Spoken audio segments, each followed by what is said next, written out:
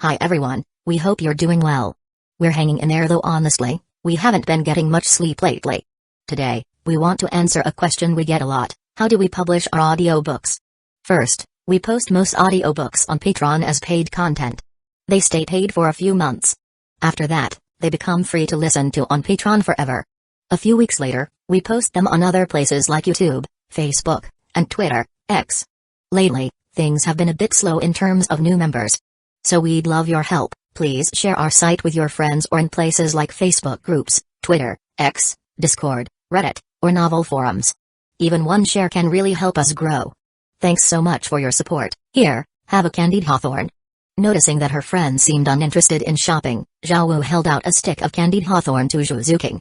Exactly. Zuking, if that Daimobai is unreliable, then just rely on yourself. The current Pope of the Spirit Hall, Bibi Dong, is also a woman, but didn't she still become the Pope? Ningrong chimed in to console her. On the Douluo continent, there was no saying that women couldn't take charge. As long as one had talent and strength, they could also carve out their own place in the world. Zhu Zuking's expression shifted slightly, and she leaned forward to take a bite of the hawthorn from the candied stick Xiaowu was holding. What Ningrong said was true. Her talent was not bad, and now she was in the Balak Kingdom, a subordinate state of the Heaven Empire. As long as she trained diligently, perhaps she could one day take control of her own destiny. However, this thought only flashed through her mind briefly. After all, the Starluo royal family was too powerful, far beyond what she could contend with. Moreover, she had only heard about Daimabai's situation at Shrek Academy, she had not seen it with her own eyes. So, she still held on to a sliver of hope for him. Huh? Xiaowu, what is that building? It looks quite nice from a distance. Suddenly, Ningrong let out a soft exclamation, pointing toward a red building in the distance that resembled a blooming rose. She turned to ask Xiaowu. Following the direction of her finger, Xiaowu's face immediately flushed red, and she seemed a bit embarrassed to explain. Eh? Is it some kind of special building? Seeing Xiaowu's reaction, Ningrong became curious. Wrong, that is the Rose Hotel. Rose Hotel? Ningrong blinked. Wasn't it just a hotel? Why the blushing? Could it be that kind of hotel? Xiaowu, tell me honestly, how many times have you and Senior Chu been there? Realizing what was special about the hotel, Ningrong's curiosity instantly burned like a raging fire. At first, she had thought that Chu Qingzu and Xiaowu were real siblings. After all, it wasn't unheard of for siblings to have different martial spirits. But after some careful probing, Ningrong had discovered the truth: they were actually a couple pretending to be siblings. Wrong, what are you saying? My brother and I are still young. Xiaowu was quite aware of the implications, and she immediately glared at Ningrong in mock anger. Even though she had told others she was 17, in terms of human age, she was actually only 12. How could she possibly do that kind of thing? Still young? TSK, Xiaowu, you're already 17, you're not that young anymore. Ningrong looked Xiaowu up and down carefully, scrutinizing her well-developed figure like a little rogue, before reaching out and pinching her chest. You little rascal, take this. Having been sneak attacked, Xiaowu immediately counterattacked, tickling Ningrong in return. Watching the two of them playfully fighting, a rare smile appeared on Zhu Zuking's otherwise cold face.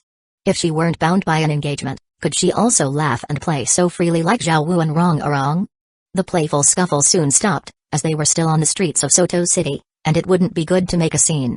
However, just as the three of them were passing by the entrance of the Rose Hotel, Xiaowu suddenly stopped in her tracks. What's wrong? Ningrong asked, noticing Xiaowu had suddenly halted. Daimabai. Xiaowu pointed toward three approaching figures, one man and two women. Immediately, Ningrong and Zhu Zuking looked ahead.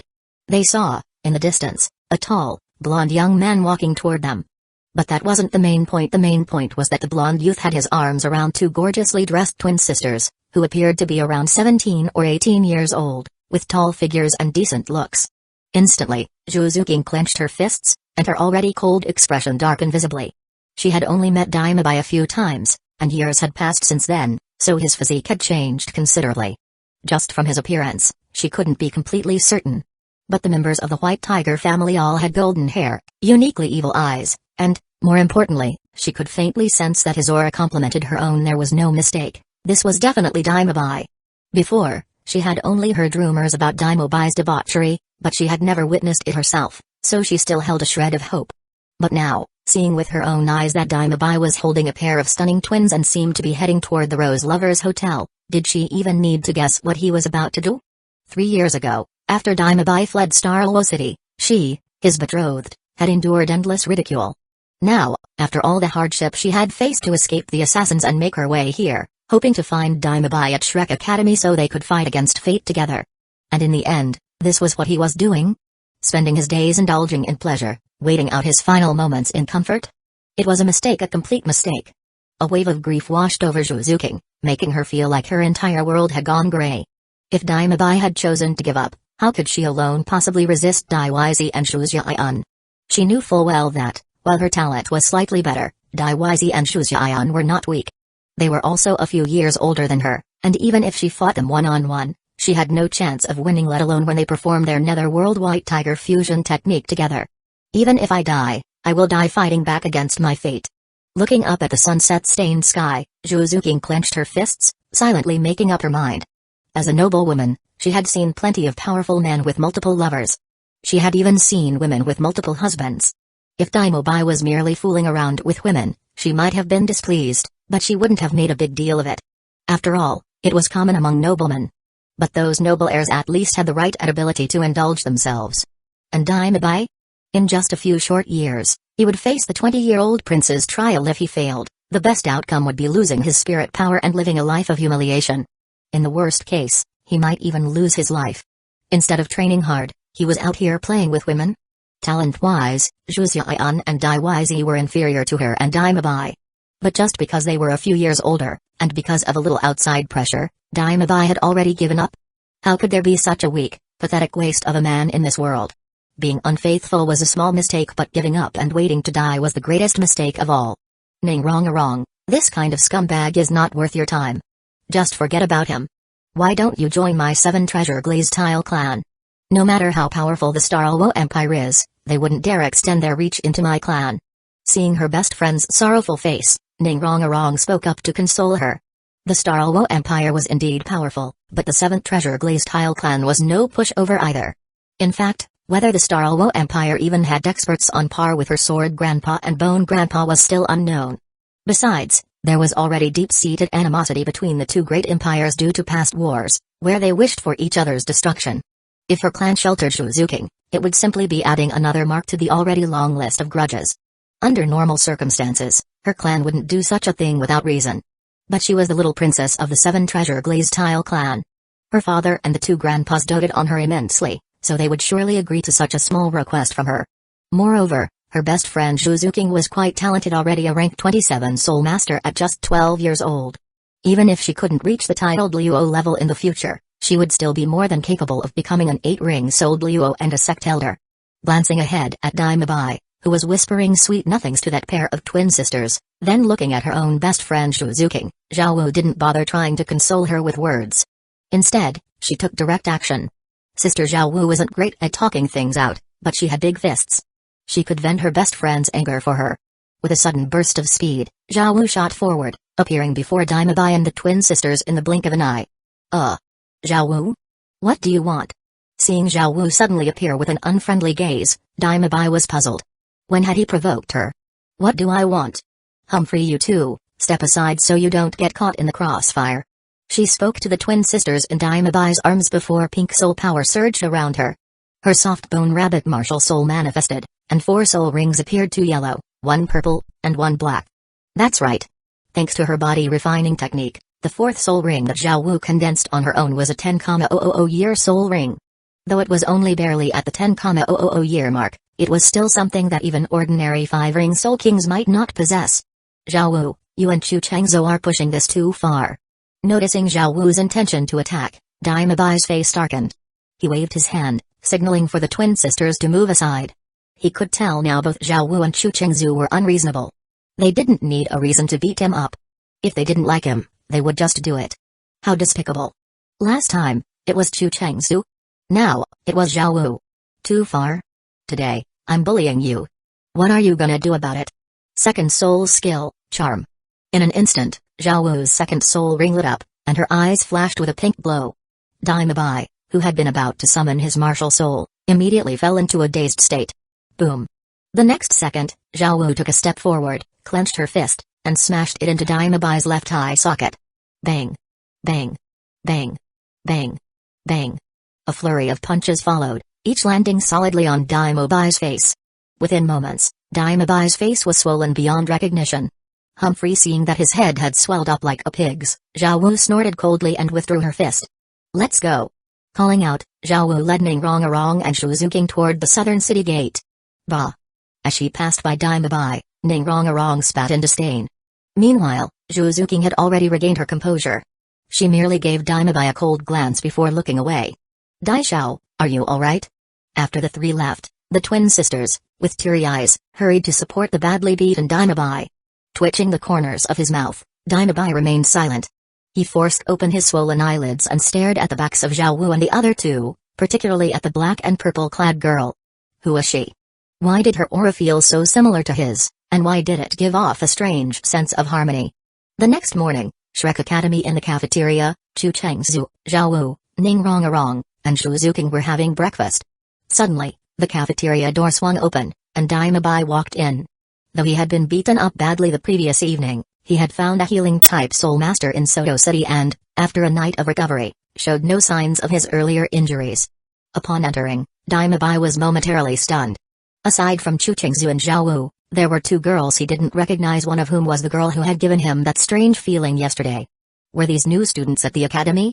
Glancing up and seeing Daimabai, the four of them immediately ignored him.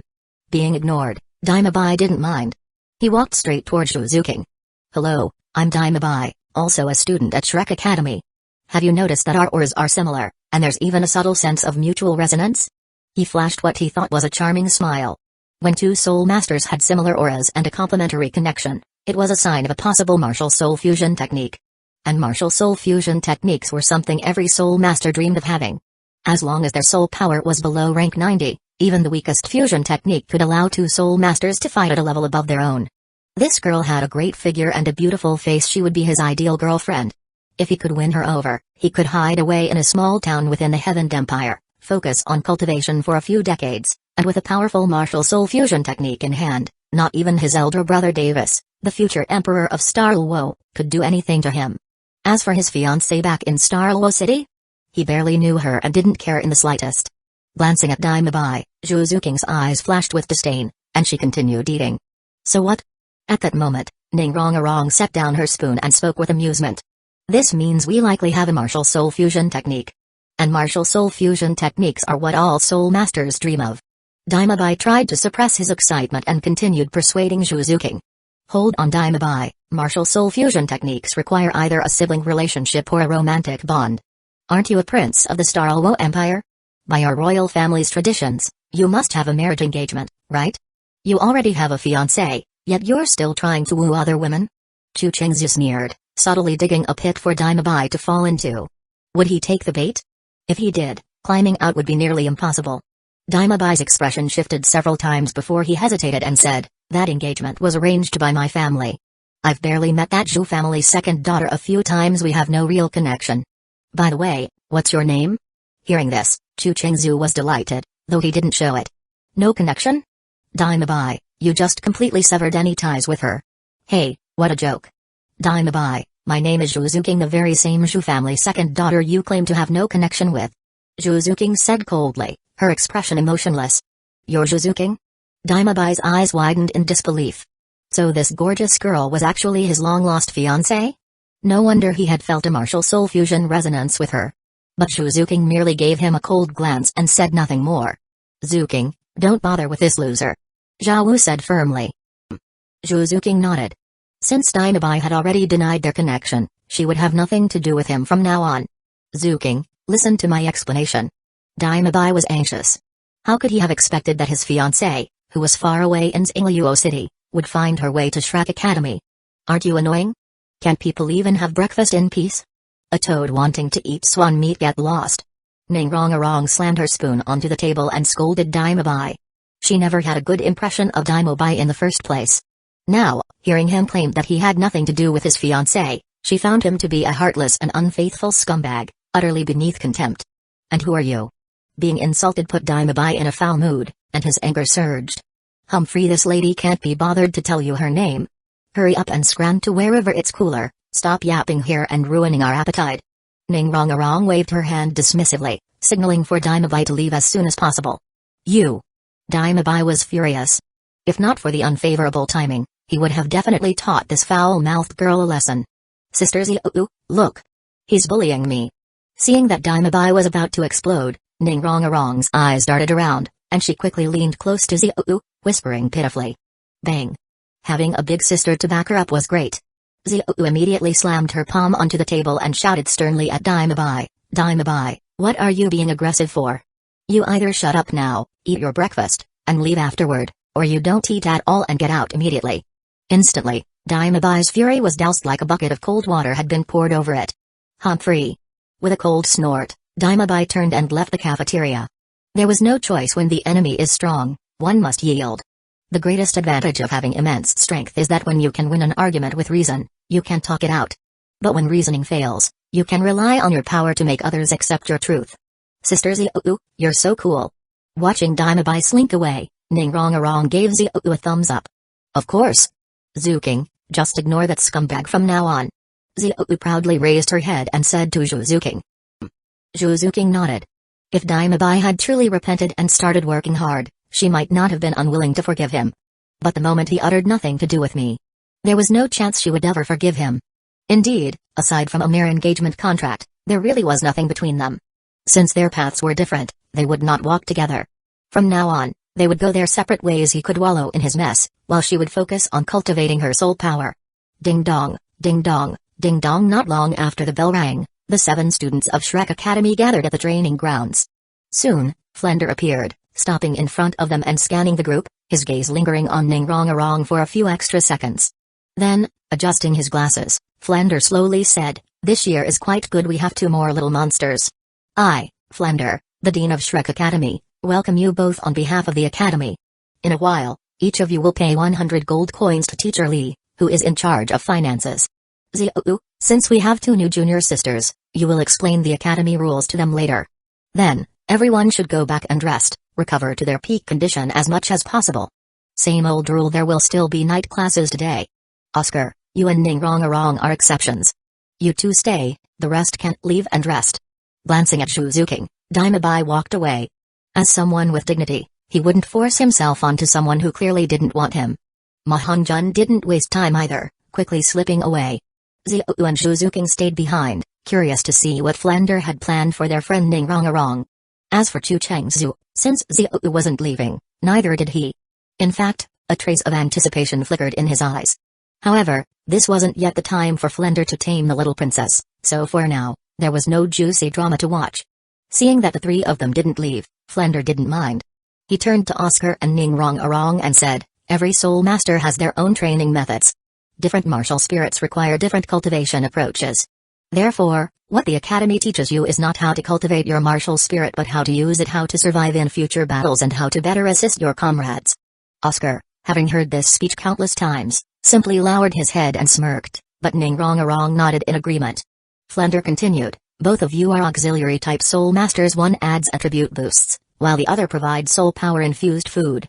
Soul masters like you, whether on the battlefield or in daily life, always need teammates to protect you. Otherwise, your survival chances are slim. Oscar, tell me, as an auxiliary-type soul master, how can you best protect yourself in battle?" "Stay behind allies as much as possible, use all available terrain and structures to avoid danger, and stay as far from hazardous areas as I can," Oscar answered without hesitation. Flender nodded in approval. "Not bad, you're absolutely right. But there's one thing you didn't mention. As an auxiliary-type soul master, knowing how to run away is a must. A support-type soul master who can't escape is not a good soul master. And what do you need to escape? Stamina. Although soul masters have soul power to assist them, making them much stronger than ordinary people, the opponents you may face are battle-type soul masters. Therefore, as auxiliary-type soul masters, you must also undergo physical training. At a critical moment, just one extra step could mean the difference between life and death." Chapter 78, A Different Little Witch, Part 1, Dean Flender, "Excuse me, but I have a different perspective on auxiliary-type soul masters." At this moment, Chu Chengzu, standing to the side, raised his hand and spoke. "Oh? You have a different perspective?" Let's hear it. Pushing up his glasses, Flender looked intrigued. In my opinion, martial spirits vary in quality. Some are low-grade, some are excellent, and some are top-tier.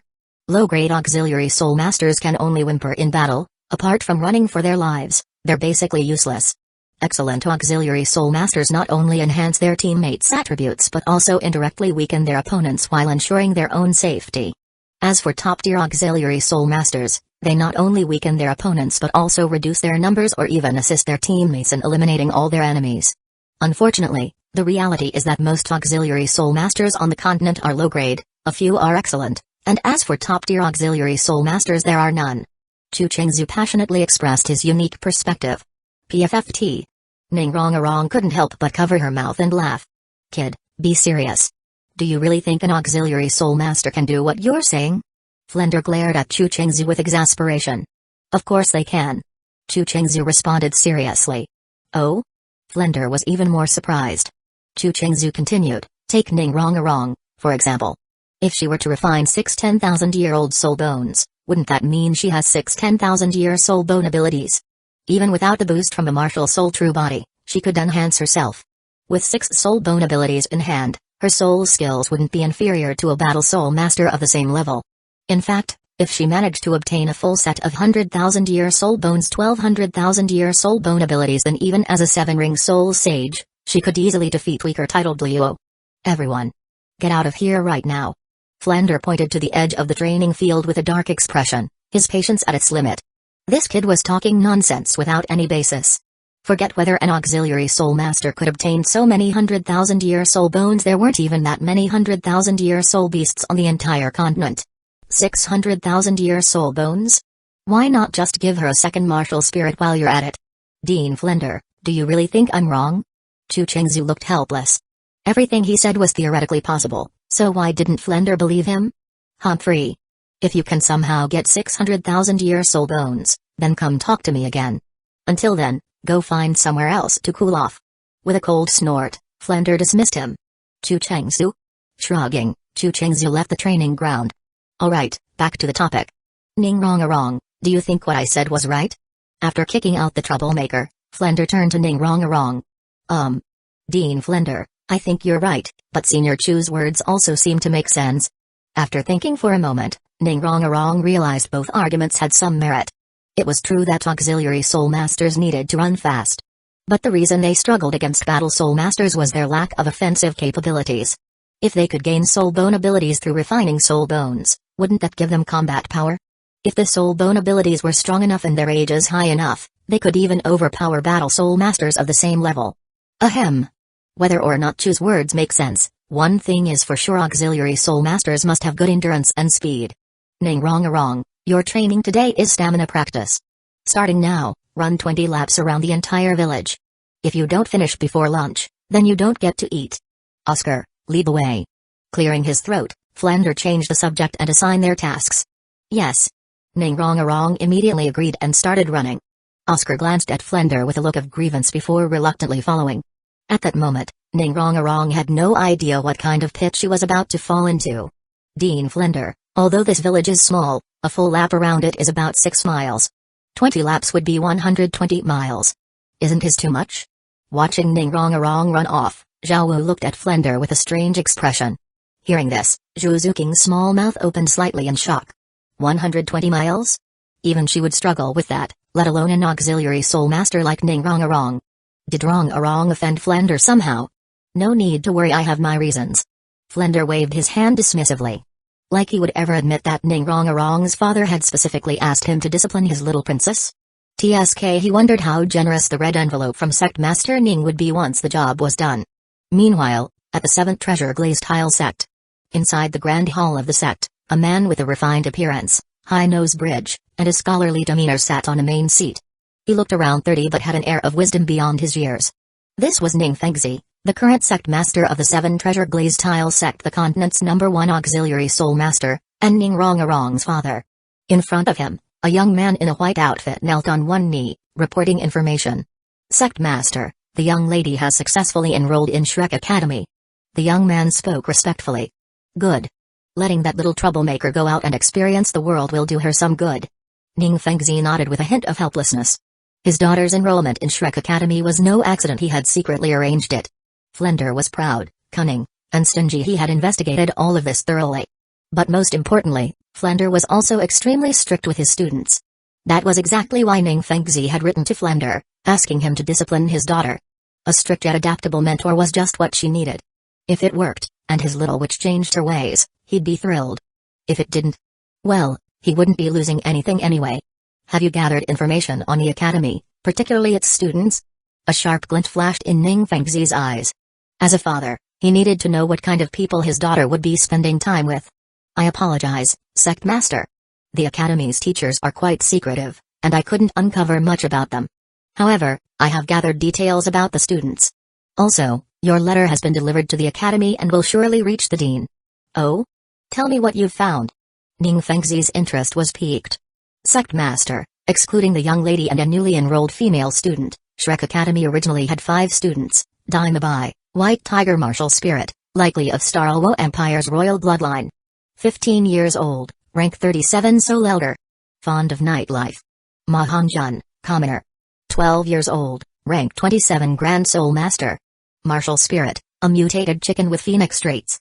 Obsessed with women. Chu Chengzu, from a remote town. 17 years old, Martial Spirit, a banner. 5 months ago, he was rank 29. Keeps a low profile.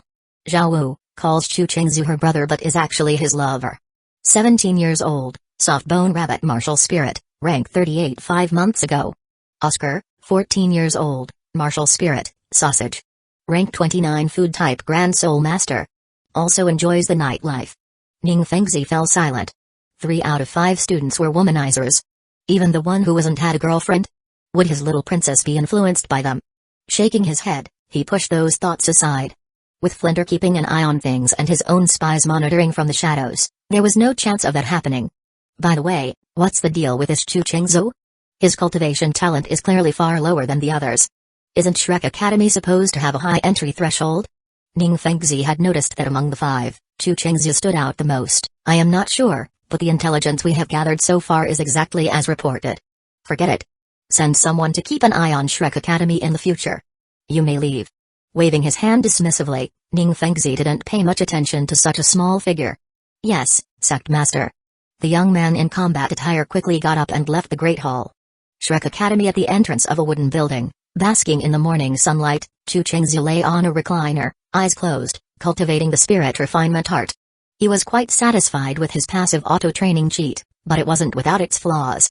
For skills that only involve techniques but not personal cultivation foundations, he could grow stronger just by lying down. However, for fundamental cultivation techniques, he couldn't simply rely on auto-training. Even if he acquired them, he still needed to actively cultivate to see results. For example, archery was purely skill-based. The moment it leveled up through his cheat, he could instantly master the corresponding level of archery. But the 9 breaths of calm cultivation meditation method, body refinement, and spirit refinement were different. He could acquire them, comprehend them fully, but mere understanding wasn't enough. To see actual improvement, he had to put in the effort himself. Still, that was probably a good thing. If he could increase his strength simply by lying down, he might actually get lazy and waste his potential. Old habits die hard. Transitioning from laziness to diligence was difficult, no easier than persuading a courtesan to lead an honest life. But switching from diligence to laziness? That could happen in a mere moment of thought. Just then, Chu Chengzu heard the sound of footsteps approaching. Opening his eyes, he saw Zhao Wu running toward him. Brother. Lend me Ziabai for a bit. Before Chu Chengzu could ask why, Zhao Wu spoke directly. Ziabai? What do you need Ziabai for? Chu Chengzu was momentarily confused. Ziabai was just a support-type summoned beast. What did this little bunny need it for? Just let me borrow it, okay? Zhao Wu clung to his arm and acted coquettishly. Fine. Though he didn't know what she wanted Ziabai for, Chu Chengzu didn't refuse. He summoned his true spirit banner Martial Spirit, and the radiant lion spirit beast appeared. By the way, Zhao Wu, have you been slacking off lately? Advancing to a 4-ring soul ancestor isn't something to be proud of. Don't neglect your training. Chu Chengzu reminded her in a fatherly tone. Got it, got it. Ziabai, come with me. Waving her hand dismissively like an annoyed teenager, Zhao Wu patted Ziabai's head and hurried off. At the academy entrance, Zhu Zuqing curiously observed the radiant lion following Zhao Wu. Zhao Wu, is that a radiant lion? Is it one of Senior Chu's summoned beasts? His name is Xiaobai, and he's a support-type summon. With Xiaobai around, Rong will definitely be able to run faster and last longer. Zhao Wu stroked the golden mane around Xiaobai's neck. Flender had assigned Ning Rong a grueling training regimen running 20 laps around the entire village. If she didn't finish, she wouldn't get lunch. From what Zhao Wu knew of Flender, he was clearly trying to make things difficult for their new friend. After all, when Flender assigned physical training to Oscar, it had only been 10 laps. But the moment Ning Rong arrived, he doubled it to 20. There was no way Zhao Wu believed it wasn't intentional. But Flender was the dean, and as students, they couldn't exactly question him. Still, if Flender was trying to humiliate her friend, as the big sister of the group, Zhao Wu couldn't just stand by and watch. 20 laps? It would be tough, but not impossible. And Flender never said they couldn't use external help. Ning Rong 7 Treasure Glazed Tile Pagoda Martial Spirit could boost strength and speed by 30%, but Xiaobai's Blessing skill increased all attributes by 30%. For running, which one provided the better boost? The answer was obvious. Plus, Zhao Wu was curious to see if Xiaobai's Blessing could stack with Ning Rong's enhancements. After waiting at the academy entrance for a while, Zhao Wu and Shu Zuking finally spotted Ning Rong and Oscar running toward them in the distance. At this moment, Oscar was thinking about completing 1/20th of the task and pushing forward. But Ning Rong's mind was already drifting elsewhere. Running is exhausting. Shopping in Soto City with my 2 new besties sounds way more fun. Disobeying training orders? Ha! That ugly, shoehorn-faced dean was both short and mean, giving her such an intense training plan. If he wanted to be nasty, then she wouldn't cooperate. Besides, she was the young lady of the 7 Treasure Glazed Tile sect. Flender was merely a soul sage with 7 rings. He wouldn't dare scold her. If he tried, she could just get Grandpa Sword and Grandpa Bone to tear this rundown academy apart. Just as Ning Rong was about to give up, she noticed Zhao Wu, Shu Zuking, and the white-maned Radiant Lion near the academy gate. She immediately ran over. Zhao Wu, Zuking, are you guys waiting to go shopping with me? Shopping? Zhao Wu and Shu Zuking exchanged glances. It seemed their new friend wasn't exactly the obedient type. Ahem, Rong, we came to cheer you on. I even borrowed Xiaobai from my brother. Xiaobai has a soul skill that boosts all attributes by 30%. If you keep going, you'll definitely finish the 20 laps.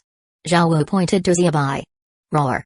Xiaobai let out a low growl, playing along. Not shopping? Ning Rong's eyes widened. So they hadn't came to invite her for a fun trip just to encourage her to keep running? 20 laps. Are you guys trying to torture me? Rong, listen. Dean Flender gave you such harsh training probably just to mess with you. If you don't finish it, he's likely got something even worse planned. We can't let his scheme succeed, right? Sensing Ning Rong's hesitation, Zhao Wu quickly persuaded her. Ning Rong hesitated. Running 20 laps was exhausting. She didn't want to do it. But if she quit, wouldn't that mean letting Flender win? Plus, her friends had come all this way to support her. Zhao Wu even borrowed a summoned beast for her. If she just gave up now, wouldn't that be wasting their kindness? Ugh, this is so difficult. Just then, Oscar approached with his sausage martial spirit manifested. His first spirit ring glowed as a yellow light flickered, and a recovery sausage slowly formed in his hand. Ning Rong, want a sausage? My sausages don't just heal injuries, they also restore stamina. Oscar held the floating sausage in his palm. Huh? Oscar, you don't chant that weird pervy incantation anymore? Zhao Wu looked at him curiously. She hadn't heard that cringy, perverted chant when he summoned the sausage. She had always avoided Oscar's sausages purely because of how awkward his chants were. But without that embarrassing incantation, maybe his sausages weren't so bad. After all, normal sausages were fine to eat. Zhao Wu, times have changed. You're out of the loop. Oscar puffed up proudly. Oh? Not bad, not bad. Alright then, Zhao Ao, big sis will look out for you from now on. Zhao Wu grinned, patting Oscar's shoulder like a gang leader. Wrong, with Xiaobai's buffs and Oscar's sausages to restore your stamina, you can totally finish 20 laps. Keep going. Shu Zuking encouraged Ning Rong. Chapter 79, The Unusual Little Witch, Part 2, Let's do this. After a moment of hesitation, Ning Rong felt that she couldn't refuse the goodwill of her friends. She was definitely going to run the 20 laps. What could she do now? Could she chicken out? Humphrey, does this princess have no pride? With encouragement from her 2 friends, Ning Rong activated her Light Lion's talent soul skill, Blessing, ate a large recovery sausage from Oscar, and began her second lap around the village. Though it was a bit disappointing, it made sense Xiaobai's talent soul skill, Blessing, couldn't stack with the 7 treasure glaze tiles enhancement soul skill. Zhao Wu was somewhat disappointed. If Ningrongarong's enhancement soul skill could stack with Zhao Bei's blessing effect, it would be a noticeable boost to her combat strength. Something seems off.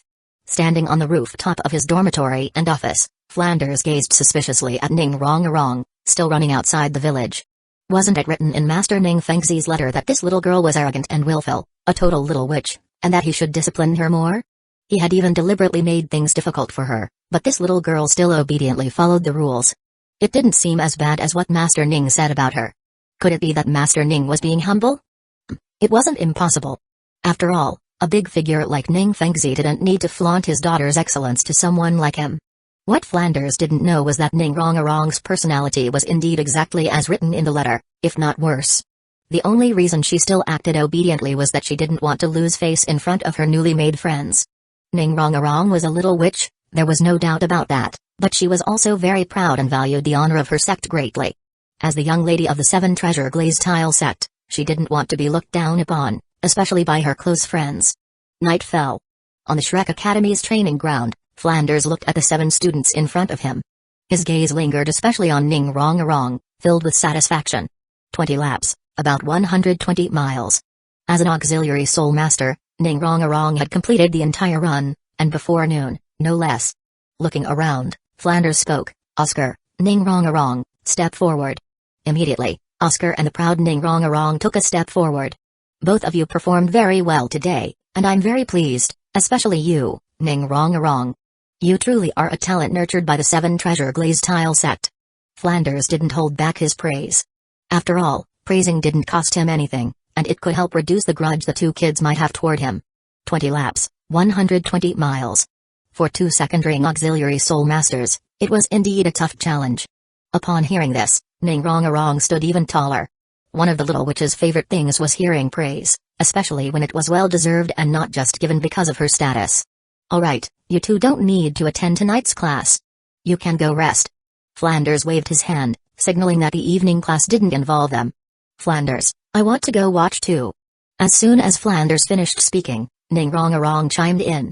She had already asked Zhao Wu about the evening class, and since staying at the academy was boring, she might as well follow along to the Grand Soul Arena to see some excitement. "That's up to you. If you want to come along." Flanders waved his hand and led the way toward Soto City. The Soto Grand Soul Arena was as lively as ever. This time, it wasn't just Ningrongarong following. Oscar, a food system soul master, was also coming along. As soon as they entered the Great Soul Arena, Flander, eager to make money, turned his attention to Chu Chengzu. In Flander's eyes, Chu Chengzu was a troublesome student, but at the same time, he was his cash cow. As long as there was a soul battle involving Chu Chengzu, he knew it was a sure win. He could bet all his assets on it and just wait to collect the money.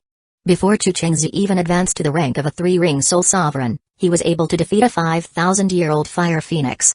Now that he's a 3-ring soul sovereign, his opponents in the soul battles would be no stronger than level 39 soul sovereigns. Unless it's a fixed match, there's no way he would lose.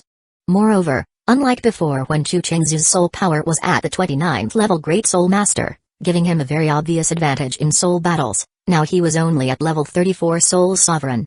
The advantage in soul power was gone, so while the odds for him winning were not low, they couldn't be as high as before. "Flander, please don't look at me like that. I'm not planning to fight in a soul battle for now." Flander's intense gaze made Chu Chengzu feel uncomfortable, so he quickly spoke up.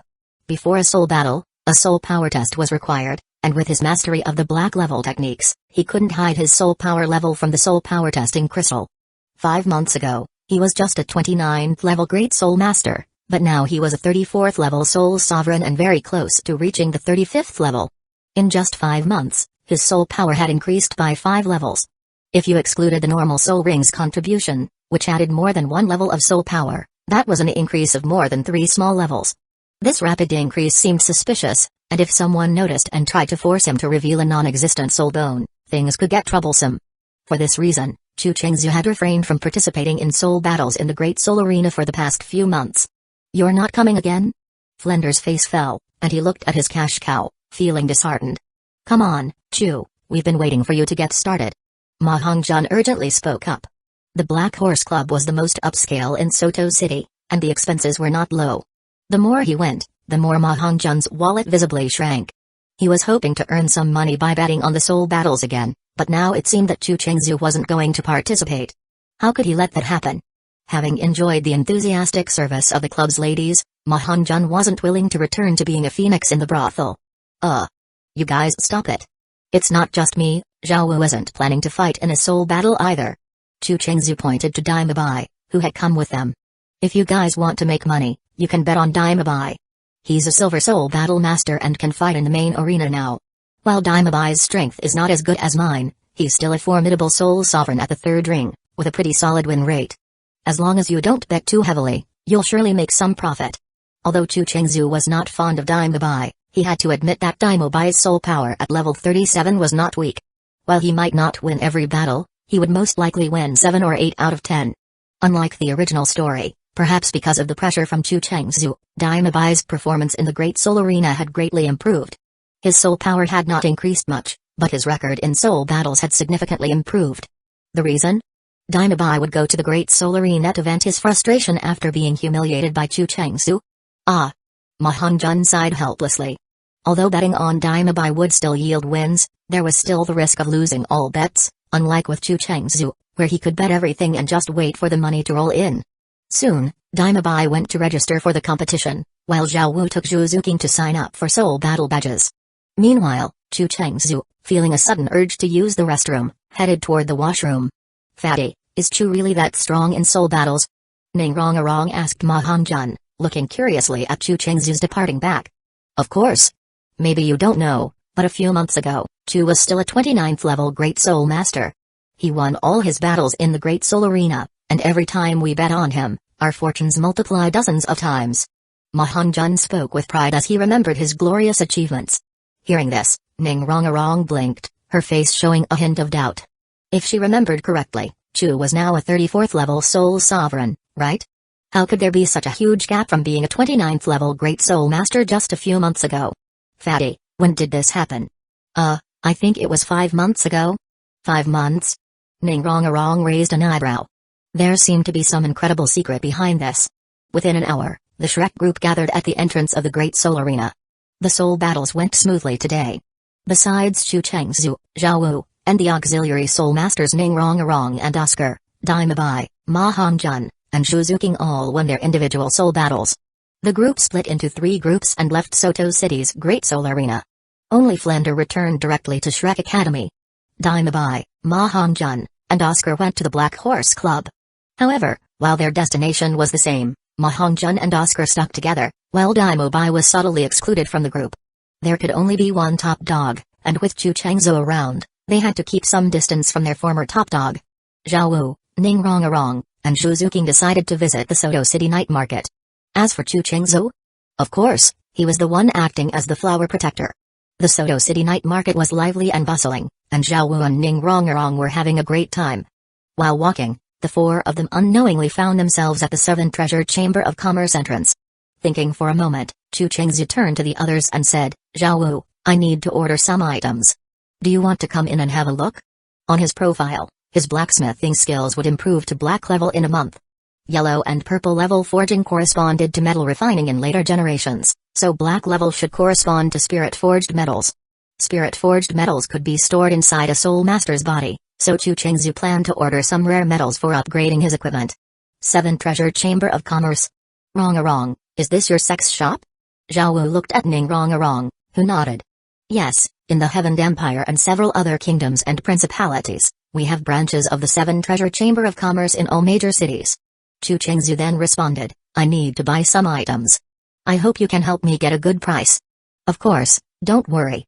I'll make sure they give you a discount. Ning Rong patted her chest confidently. Thank you, Rong. Chu Chengzu smiled and didn't refuse Ning Rong's kindness. After all, the 7th Treasure Chamber of Commerce wasn't going to suffer for giving him a small discount. Welcome. As soon as they entered the 7th Treasure Chamber of Commerce, a sales associate greeted them. Call your manager over. Ning Rong waved her 7 Treasure Glaze Tower martial spirit and ordered the sales associate. Seeing Ning Rong's martial spirit and her 2 soul rings, the sales associate immediately recognized her. Ms. Ning, please wait. I'll have the manager come out right away to assist you. The 7 Treasure Chamber of Commerce was named after the 7 Treasure Glaze Tower, and the sales associate knew who Ning Rongarong was. A few minutes later, the sales associate returned with a middle-aged man who seemed a bit plump. Upon seeing Ning Rongarong, the man quickly rushed forward. "Manager Wang, I'm honored to meet you." He bowed respectfully to Ning Rongarong. "Miss?" Zhao and Shu Zuking were surprised. "Yes, my father is the sect leader of the Seven Treasure Glaze Tile sect." Ning Rongarong smiled shyly. Both Zhao and Shu Zuking were speechless. So, Ning Rongarong was a little rich girl? What was that like? However, they didn't think much of it. After all, in Douluo, strength was what truly mattered. Wealth was secondary, and gold and jewels were just distractions. "Manager Wang, my senior here wants to buy some things." Ning Rongarong pointed to Chu Chengsu. "What are you looking for, young friend?" Manager Wang asked. "I'm looking for some rare metals. Can you show me some samples?" Chu Chengsu asked. He wasn't very familiar with rare metals, and since they might have different names in this world, he wanted to see the samples first. Sure enough, he needed to prepare materials for forging spirit-forged armor and upgrading his bow. "Rare metals? Please wait a moment, I'll get some samples for you." Manager Wang quickly ordered a sales associate to bring the items. After a few minutes, the associate returned with a cart full of metal ingot samples of various colors. "Here are the rare metals we have in stock." Manager Wang pointed to the cart.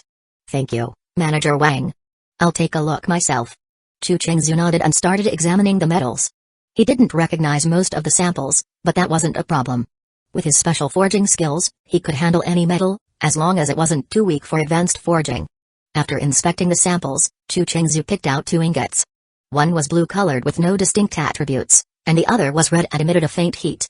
The blue metal could enhance soul power, while the red metal could enhance fire-type soul power. The latter, in particular, was more effective for fire soul power. "Manager Wang, what are these metals?" Chu Chengzu asked, holding the 2 ingots. The blue one is called blue essence copper, which comes from large copper mines in the mountain ranges of the Heaven Empire. The red one is called fire gold, which has been used for the forging of fire-type soul weapons for generations. After recalling for a moment, Wang Fugi explained. The Seven Treasure Glaze Tile sect started with mining, and as a prominent subordinate, Wang Fugi had some knowledge of the sect's products. Upon hearing the names of the metals, Chu Chengzu raised an eyebrow. It seemed that these 2 rare metals were also named the same in later generations of the Douluo continent. The Seven Treasure Glaze Tile sect was the largest mining owner on the continent. Could it be that the rare metals in later generations were all named by the Seven Treasure Glaze Tile sect? How much are they? Not dwelling too much on the names, Chu Chengzu asked. "Well." Wang Fugi couldn't help but glance at Ning Rongarong, who was sitting beside them. Chu Chengzu came with a young lady, so the price was tricky to determine. The business had its rules. If he sold too cheaply, it would be a violation, unless the young lady personally spoke up. But if he sold at the original price, how would it look in front of the young lady? After all, they were classmates. Wasn't it fair to give a little discount to her family's business? "Manager Wang, you don't need to look at Ning Rongarong. Just charge me whatever the original price is. I'm not short on money." Seeing Wang Fugi's hesitation, Chu Chengzu spoke up. "Senior Chu, if you're just buying the metals, I'll take care of it. I'll give them to you directly." At this moment, Ning Rongarong spoke. She had initially not known what Chu Chengzu was planning to buy.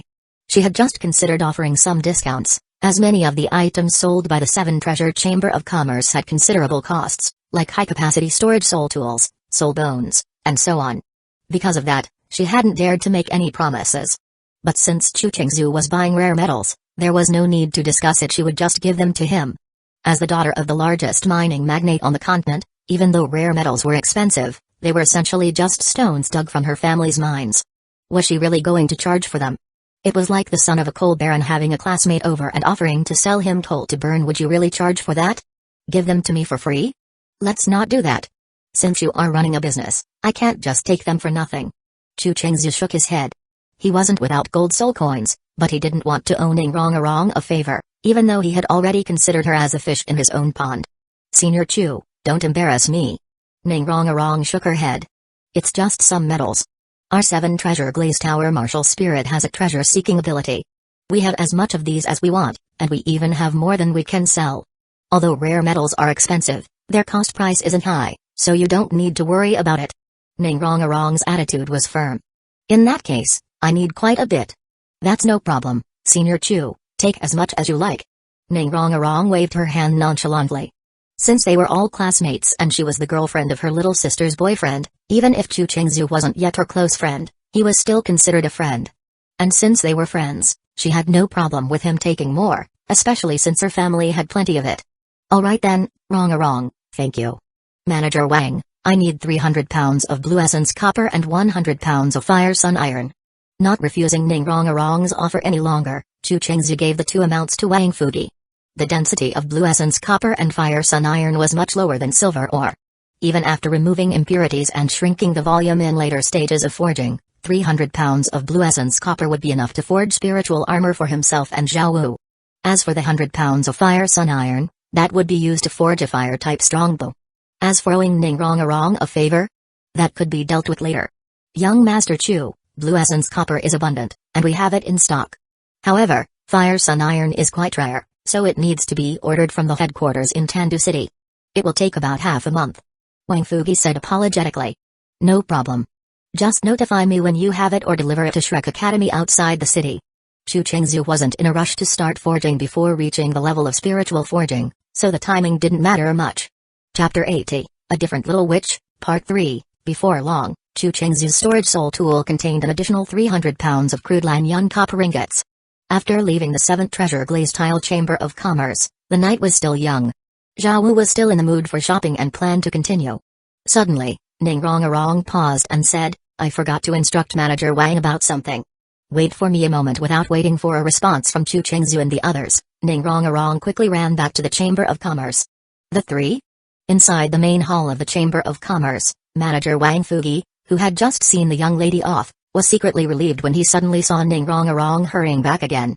His heart tightened immediately, and he quickly stepped forward to greet her. Young miss. Manager Wang, I have something for you to do. Ning Rong said directly. Please instruct me, young miss. There happened to be no customers in the hall at the moment. Wang Fugi dismissed the nearby staff and took on a listening posture.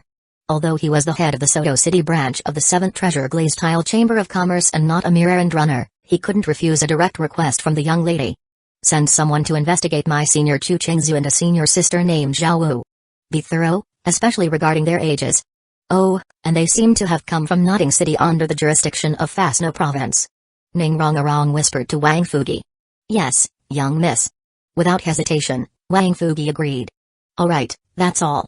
I'll be leaving now. With a wave of her hand, Ning Rong left the Chamber of Commerce. Although she hadn't interacted much with Chu Chengzu, she was quite curious about him and even suspicious of his reported age. In just 5 months, he had advanced from a rank 29 Spirit Grandmaster to a rank 34 Spirit Elder. Given his displayed talent, unless he had refined a spirit bone to enhance his spirit power, this kind of growth was highly abnormal. Moreover, Chu Chengzu was not only invincible among his peers but could also challenge opponents a whole level above him. With such a powerful true spirit banner martial soul and overwhelming combat strength at his level, how could his cultivation talent be inferior to hers? After all, throughout the vast history of the continent, soul masters who could battle across ranks were all considered top-tier geniuses. Additionally, during a casual chat with Zhao Wu last night, she learned that Chu Chengzu and Zhao Wu had joined Shrek Academy midway last year and were even admitted without an entrance exam. Ning Rong knew Shrek Academy's admission standards well. Students had to be 12 years old, have a spirit power of at least rank 20, and pass multiple rigorous tests. With Chu Chengzu's supposed talent 16 years old and rank 29 just 5 months ago, he would have been on par with a 12-year-old rank 21 Grandmaster. Compared to the other students at the academy, his talent seemed quite average. Even Flender, the hawk-nosed, shoehorn-faced headmaster, shouldn't have had any reason to grant him a direct exemption from the exams. Another thing, soul masters' bodies matured faster than ordinary people's. Yet, her own best friend Zhao Wu, now 17, had only recently had her first period, which was rather unusual.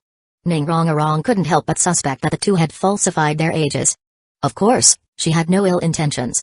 If the investigation showed that everything was normal, she would simply invite them to join the 7th Treasure Glazed Tile sect, but she wouldn't push too hard. Maintaining their friendship and sisterly bond would suffice. However, if the investigation revealed that their talent was monstrously high, so much so that they had to lie about their age, then as the young miss of the 7 Treasure Glazed Tile sect, she would spare no expense to recruit them. Soul masters from powerful sects knew better than anyone the value of genius soul masters. And for the 7 Treasure Glazed Tile sect, whose core members were all support-type soul masters, the desire for talented combat soul masters was even greater than that of other major factions. After all, Talented soul masters represented the future and were the greatest guarantee of a sect's continued prosperity. 1 week later. In the morning, inside the dining hall, aside from Daimabai and Ma Hongjun, who had spent the night out and hadn't returned, Chu Chengzu and the others were eating breakfast. Shrek Academy's teaching atmosphere was undeniably lax. After introducing Ningrongarong and Shuzuking to the Academy's teachers and conducting only 3 days of lessons, the Academy had returned to its usual state, barely holding 2 classes a week. With no classes to attend, Daimabai, who fancied himself a romantic playboy, and Ma Hongjun, known for his infatuation with brothels, naturally skipped breakfast. If not for the fact that they still returned to the Academy occasionally, Chu Chengzu might have suspected they were being held hostage at some underground club, working off their debts as male escorts. Well, Daimabai had the looks his business might be thriving. As for Ma Hongjun, TSK. Maybe some wealthy and lonely noblewoman had a particular taste? Oscar, did you find money on the ground? While eating, Zhao Wu curiously asked Oscar, who was looking exceptionally pleased, as if he had received some great fortune. Anyone with working eyes could see that Oscar was practically glowing with excitement. Zhao Wu, don't you notice? Oscar has broken through rank 30. That's way better than finding money. Chu Chengzu chuckled. If he recalled correctly, in the original story, Oscar had also reached this breakthrough around this time, though now it was a few days later. Maybe too many nights at the club had delayed his cultivation? Haha, Boss Chu, sharp eyes. That's right, my spirit power has reached rank 30. Oscar straightened his back proudly. Immediately, Ningrongarong and Shuzuking, who were also eating breakfast, looked at Oscar in surprise. Reaching rank 30 meant that he only needed a 3rd spirit ring to become a spirit elder. 14-year-old spirit elders weren't unheard of, but for a food-type soul master? That was a different story. Neither Ningrongarong, who hailed from the 7 Treasure Glaze Tile sect, nor Shuzuking, a scion of the Staralwo Empire's Netherworld Cat clan, had ever heard of a food-type soul master advancing to rank 30 at 14 years old. A 14-year-old food-type spirit elder? Now that's impressive. Oscar, among food-type soul masters, I, Chu Chengzu, declare you the strongest. Chu Chengzu gave a thumbs up. Haha, Boss Chu, keep it down, keep it down. Oscar beamed, obviously enjoying the praise. Alright, I propose we toast the future sausage Luo with porridge. Chu Chengzu raised his bowl of steaming meat porridge. Sausage Luo? Zhao Wu and the others exchanged strange smiles before raising their own bowls. Cheers. Boss Chu, can we change the title? Sausage sounds a bit off. Hearing the bizarre title, Oscar looked aggrieved. Oscar, wake up. A few meat buns, and you're already thinking about a title? Chu Chengzu rolled his eyes. Dude, you're not even a spirit elder yet, and you're already thinking about your future title? But Oscar's talent was undeniable. A food-type soul master with innate full spirit power had never been recorded in history. Oscar. Approaching noon, Daimabai and a slightly weakened Ma Hongjun returned to the academy. Noon, academy cafeteria. After lunch, seeing that all the Shrek students were present, Flender scanned the room, then looked at Oscar with a gaze full of approval and said, Oscar, you are the 4th student in the academy to reach level 30 soul power. On behalf of the academy, congratulations.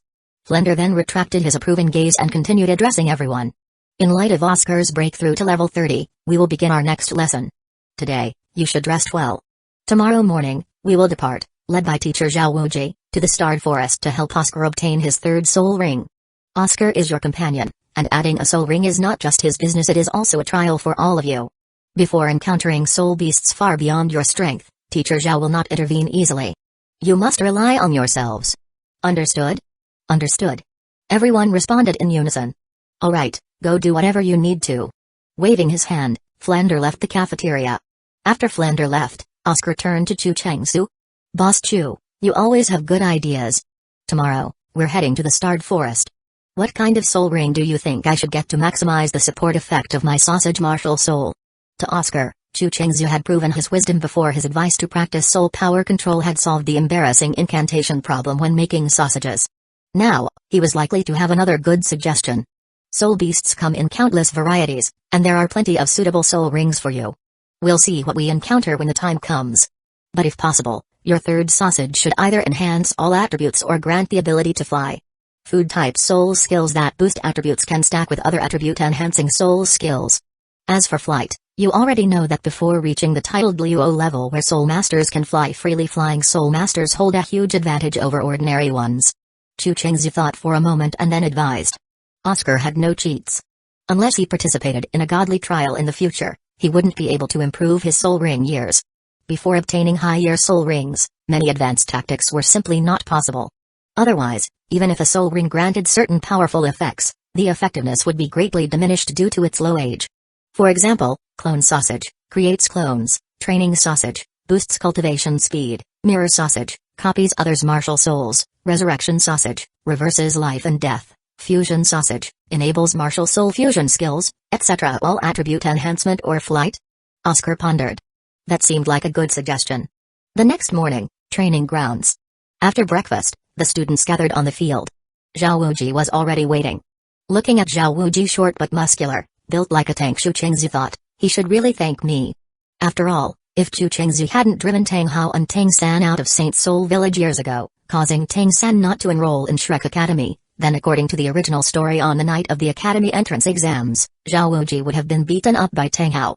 Skipping a brutal beating? He ought to be grateful. Since everyone's here, let's go. Mabai, lead the way. Seeing the group assembled, Zhao Wuji waved his hand, habitually appointing Daimabai to lead. Daimabai nodded, glanced at Xu Chengzu and Zhao Wu, both clearly hostile toward him, and at Zhu Zuking, who looked indifferent, as if he were a stranger, then said.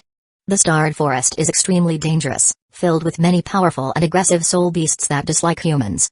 Zhao Wu, you're the strongest, so you take the front. Oscar, Ning Rong, stay behind her. Fatty, Zhu Zuking, cover the sides. Chu Chengzu and I will take the rear. As he spoke, Daimabai trailed off. Because at that moment, Chu Chengzu summoned his true spirit banner martial soul. His second and third soul rings glowed, and suddenly, the bright lion spirit summon Ziabai and the fire phoenix spirit summon Zaong materialized. I just asked you to lead the way, why are you rambling so much? Of course, Chu Chengzu didn't say this out loud, he merely gave Daimabai a look of disdain. Jumping onto the fire phoenix's back, he turned to the others. Zhao Wu, you three ride Ziabai. Fatty, Zhao Ao, you're with me. We'll follow Daimabai's formation once we reach the forest. Ziabai, over 3 meters long, not counting its tail, had more than enough space for 3 people, especially since Zhao Wu, Ning Rong, and Zhu Zuking were all petite. Meanwhile, Ziaong, with a wingspan of 1.5 meters, had a broad back, easily accommodating Chu Chengzu, Ma Hongjun, and Oscar. Of course, using spirit summons as mounts was only for travel. Once inside the Starred Forest, that wouldn't be wise. Quick reflexes were crucial in emergencies. Daimabai, why are you still standing there? Didn't Teacher Zhao tell you to lead the way? Chu Chengzu frowned at Daimabai. Daimabai. Zhao Wuji. Meanwhile, Ning Rong quietly spoke to Zhao Wu. Zhao Wu, your brother is so mean. Zhao Wu chuckled but said nothing. The atmosphere was a bit awkward, but Zhao Wuji chose not to intervene in the students' minor conflicts. He simply whistled as he walked ahead. Daimabai's face darkened. He stood in silence for 3 seconds before snorting coldly and running towards the academy gates. At Shrek Academy, a visitor arrives. Shortly after Chu Chengzu's group left for the Starred Forest, a portly middle-aged man arrived at the academy. I'm Flender. Who are you? Spotting the stranger, Flender immediately appeared, eyeing the man warily. Greetings, Dean Flender. I am Wang Fugi, the manager of the 7 Treasure Business Association in this city. I wish to see my young lady. Wang Fugi asked respectfully. As a businessman dealing with major powers, Wang Fugi knew the local figures well. He understood that despite its run-down appearance, Shrek Academy was run by Flender, a 7-ring soul sage far stronger than his own 6-ring soul emperor self. Ning Rong? You're a bit late. She's gone hunting for a soul ring with the other students. Adjusting his glasses, Flender replied. The young lady went soul hunting? Then I won't disturb you. Dean Flender, please inform her that I came by once she returns. Got it. Flender nodded. With that, Wang Fugi departed. His reason for visiting was to report the findings on Chu Chengzu and Zhao Wu. Back to Chu Chengzu's group. Riding their summoned beasts, they traveled quickly. Or rather, Daimabai ran quickly before nightfall. They reached the outskirts of the Starred Forest and stopped at Soul Hunting Town. Though it was still early, traveling into the forest at night was unwise, so they decided to rest in town. As they explored the town, Ning Rong complained to Zhu Zuking. Zuking, I was almost squashed by you earlier. In the flight, Ning Rong had been sandwiched between Zhu Zuking and Zhao Wu. Unlike Chu Chengzu, who would have enjoyed such a situation, Ning Rong had no such preferences. Rong, shut up. Zhu Zuking blushed and glared at her. TSK Zuking, I wonder who your big treasures will end up benefiting in the future. MMPH. Ning Rong glanced at her own chest, then at Zhuzuking's, looking envious. Before she could finish, Zhuzuking covered her mouth, silencing her. Chapter 81, almost kicked an iron plate at this moment. Zhao Wuji pointed to a seemingly ordinary hotel in front of them and said, "Let's stay here for the night. We'll set off again tomorrow morning." No one had any objections. When traveling, having a place to rest was enough. The hotel's grade didn't matter much. The hotel was a 2-story wooden building. The first floor served as a restaurant, while the second floor was for lodging simple and unadorned. Zhao Wuji was quite generous this time, booking 1 double room and 2 triple rooms. He shared the double room with Daimabai, who had been subtly excluded, while the 2 triple rooms were allocated to 3 male and 3 female students respectively. "Teacher Zhao, how come you're being so generous this time?" Seeing that Zhao Wuji even paid for the rooms, Oscar asked curiously. This was indeed rare. In the past, whether Zhao Wuji or Flender led the group, food and lodging were always their own responsibility. "Oscar, have I ever been stingy?"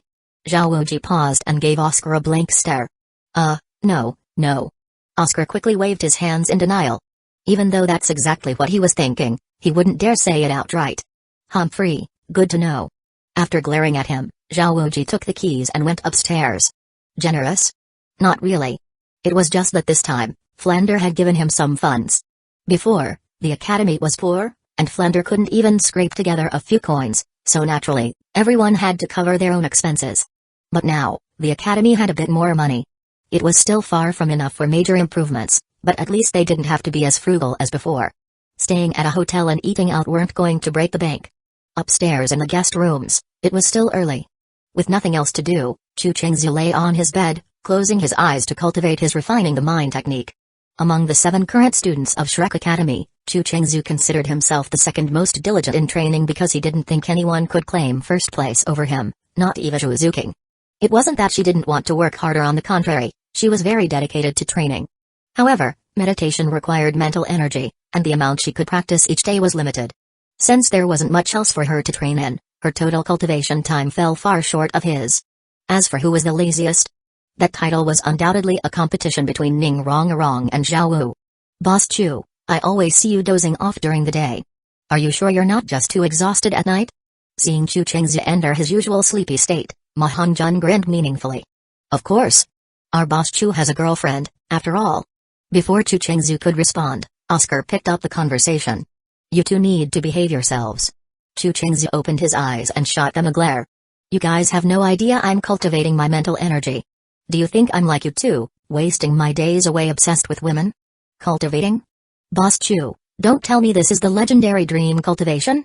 Ma Hongjun exaggerated his expression in mock amazement. "Fatty, you're so ignorant. Just wait one day when Sister Zhao Wu has a baby, Boss Chu's great technique will be perfected," Oscar said to Ma Hongjun with a wink. "I'm not wasting my breath on you guys. Don't disturb my training." Rolling his eyes, Chu Chengzu ignored them and resumed meditating. Ma Hongjun and Oscar. Sleeping is just sleeping, why bother calling it training? No wonder he's the boss. If nothing else, just the thickness of his skin was unmatched. As night fell, Zhao Wuji led the 7 students downstairs for dinner. It was peak mealtime, and the restaurant on the first floor was bustling with customers. Scanning the room, they found 2 empty tables in the corner and quickly occupied one. A menu was already placed on the table. Zhao Wuji sat down boldly and waved his hand. "Order whatever you like." "Really, Teacher Zhao?" Ma Hongjun looked surprised. "Of course." Zhao Wuji waved dismissively. This wasn't a high-class hotel, and Flender had given him a decent amount of money, so he didn't mind being generous. "Teacher Zhao, you truly are our most beloved teacher. I'm great at ordering food, leave it to me." Ma Hongjun beamed, his chubby face shaking with excitement as he pounded his chest in assurance. He quickly signaled for a waiter and started marking items on the menu. "Fatty, what are you ordering? Since Teacher Zhao is treating us, can't you pick something better?" Oscar glanced at the menu and couldn't help but complain. "Blue silvergrass stir-fry? Even pigs wouldn't eat blue silvergrass. What's so great about stir-frying it? And you actually dare to order spicy rabbit head when Sister Zhao Wu is sitting right here? Waiter, cancel all the dishes I marked. Instead, bring everything else on the menu." Ignoring Oscar, Ma Hongjun handed the menu to the waiter. "PFFT." Zhao Wuji, who had been sipping tea while watching Ma Hongjun order, suddenly spat out his drink right onto Daimabai's face. At first, he was pleased to see that Ma Hongjun had only marked cheap, ordinary dishes, thinking the kid was helping him save money. But who would have thought that this rascal had a trick up his sleeve? He went for the grand slam. This little brat is ruthless. Giving me the illusion of saving money, then hitting my wallet with a fatal blow. Zhao Wuji coughed awkwardly. Mabai, sorry about that. Dai Mabai. Rolling his eyes, he got up to wash his face. Teacher Zhao, do you want to add anything else? Ma Hongzhan asked innocently. Teacher Zhao, I think Fatty has ordered enough. No need to spend extra. Chu Chengzu added. Yeah. We shouldn't waste food. Oscar chimed in. The three girls, though silent, clearly shared the same opinion. Fine, just leave it as is. Seeing his students united in their scheme to fleece him, Zhao Wuji could only sigh and accept his fate. Before their food arrived, the restaurant suddenly fell silent. Sensing something was off, the group turned toward the entrance. 3 new guests had arrived, 2 men and 1 woman. The 2 middle-aged men, one short and fat, the other tall and thin, wore black cloaks with hoods, exuding a deep and restrained aura. They looked like bodyguards as they followed behind the woman. The young woman was stunning. Clad in a pure white robe with a hood, her ethereal beauty and noble presence were impossible to conceal. Her flawless skin, elegant nose, and sharp yet enchanting phoenix eyes, combined with her golden hair, made her look like a divine angel who had descended to the mortal world. The entire restaurant had fallen silent, captivated by her beauty. Qian Renxu? Chu Chengzu's pupils shrank slightly. He instantly recognized the woman, whose presence radiated nobility and power. Even he had to admit Qian Renxu's beauty was breathtaking. But angels were not only noble, they were also dangerous. Without enough strength or backing, it was best to stay far away. Otherwise, the Spirit Hall's intelligence network would soon uncover everything about him. Moreover, as his talent continued to shine, he would inevitably become a major target. If he had no intention of serving the Spirit Hall, he would only invite disaster upon himself. At the same time, Chu Chengzu secretly felt relieved. Fortunately, Zhao Wu had already learned his control technique, allowing her to suppress the aura of a transformed soul beast. Otherwise, encountering 2 titled Luo could have led to unimaginable consequences. After all, someone as blind as Jugubo in the original story who not only failed to recognize the value of celestial herbs but also couldn't identify a 100,000-year transformed soul beast was just an exception. However, Chu Chengzu was also puzzled. Why had the angelic young lady come to the starred forest? Anyone appearing here was surely looking to hunt for a spirit ring, but the Sunset Forest, one of the 3 major soul beast habitats, was right outside Heaven City. Why would Qian Renxu go so far instead of choosing the closer option? Even though the Sunset Forest was much smaller than the Starred Forest and the extreme north, it still had many 10,000-year-old soul beasts. For a soul master below 7 rings, there was usually no need to travel such a long distance to the Starred Forest. Actually, Chu Chengzu had overlooked something. The 6-winged angel martial spirit had a holy attribute, and soul beasts with the holy attribute were rare. Furthermore, Qian Renxu had high requirements for the age of her spirit rings.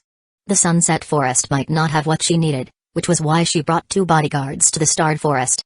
At the same time, even someone as composed as Chu Chengzu was stunned by her beauty, let alone Oscar and Ma Hongzhan. However, Oscar was the reserved type. Though he appreciated beauty, he wasn't an outright lecher. He was amazed but didn't react excessively. On the other hand, the more openly flirtatious Ma Hongzhan was different. Without thinking, he blurted out, "Such a beautiful..." At the critical moment, Chu Chengzu reacted swiftly, covering Ma Hongzhan's mouth before he could utter the word girl. "Fatty, are you trying to get yourself killed?" Chu Chengzu glared at him. This fool was truly daring. Qian Renxu wasn't some escort at a shady nightclub who would flirt back if teased. Moreover, she had 2 loyal titled Luo bodyguards with her. Daring to flirt with her was a death wish. Although Shilong and Sizu were among the weaker titled Luo, they were still titled Luo far beyond what they could afford to provoke. Besides, while Qian Renxu was undeniably beautiful, apart from moments when she fell under the protagonist's lowered IQ halo, she was a decisive and ruthless individual. Chu Chengzu could guarantee that if Ma Hongzhan had dared to say something inappropriate, he would have ended up either dead or severely injured, and they might have gotten caught up in the fallout. The restaurant was quiet, so Qian Renxu naturally heard Ma Hongzhan such a beautiful However, such a beautiful and such a beautiful girl were 2 different things. As long as the word girl wasn't spoken, it remained a compliment rather than harassment. Thus, she wasn't offended or disgusted. Still, because of this, Qian Renxu glanced at Chu Chengzu.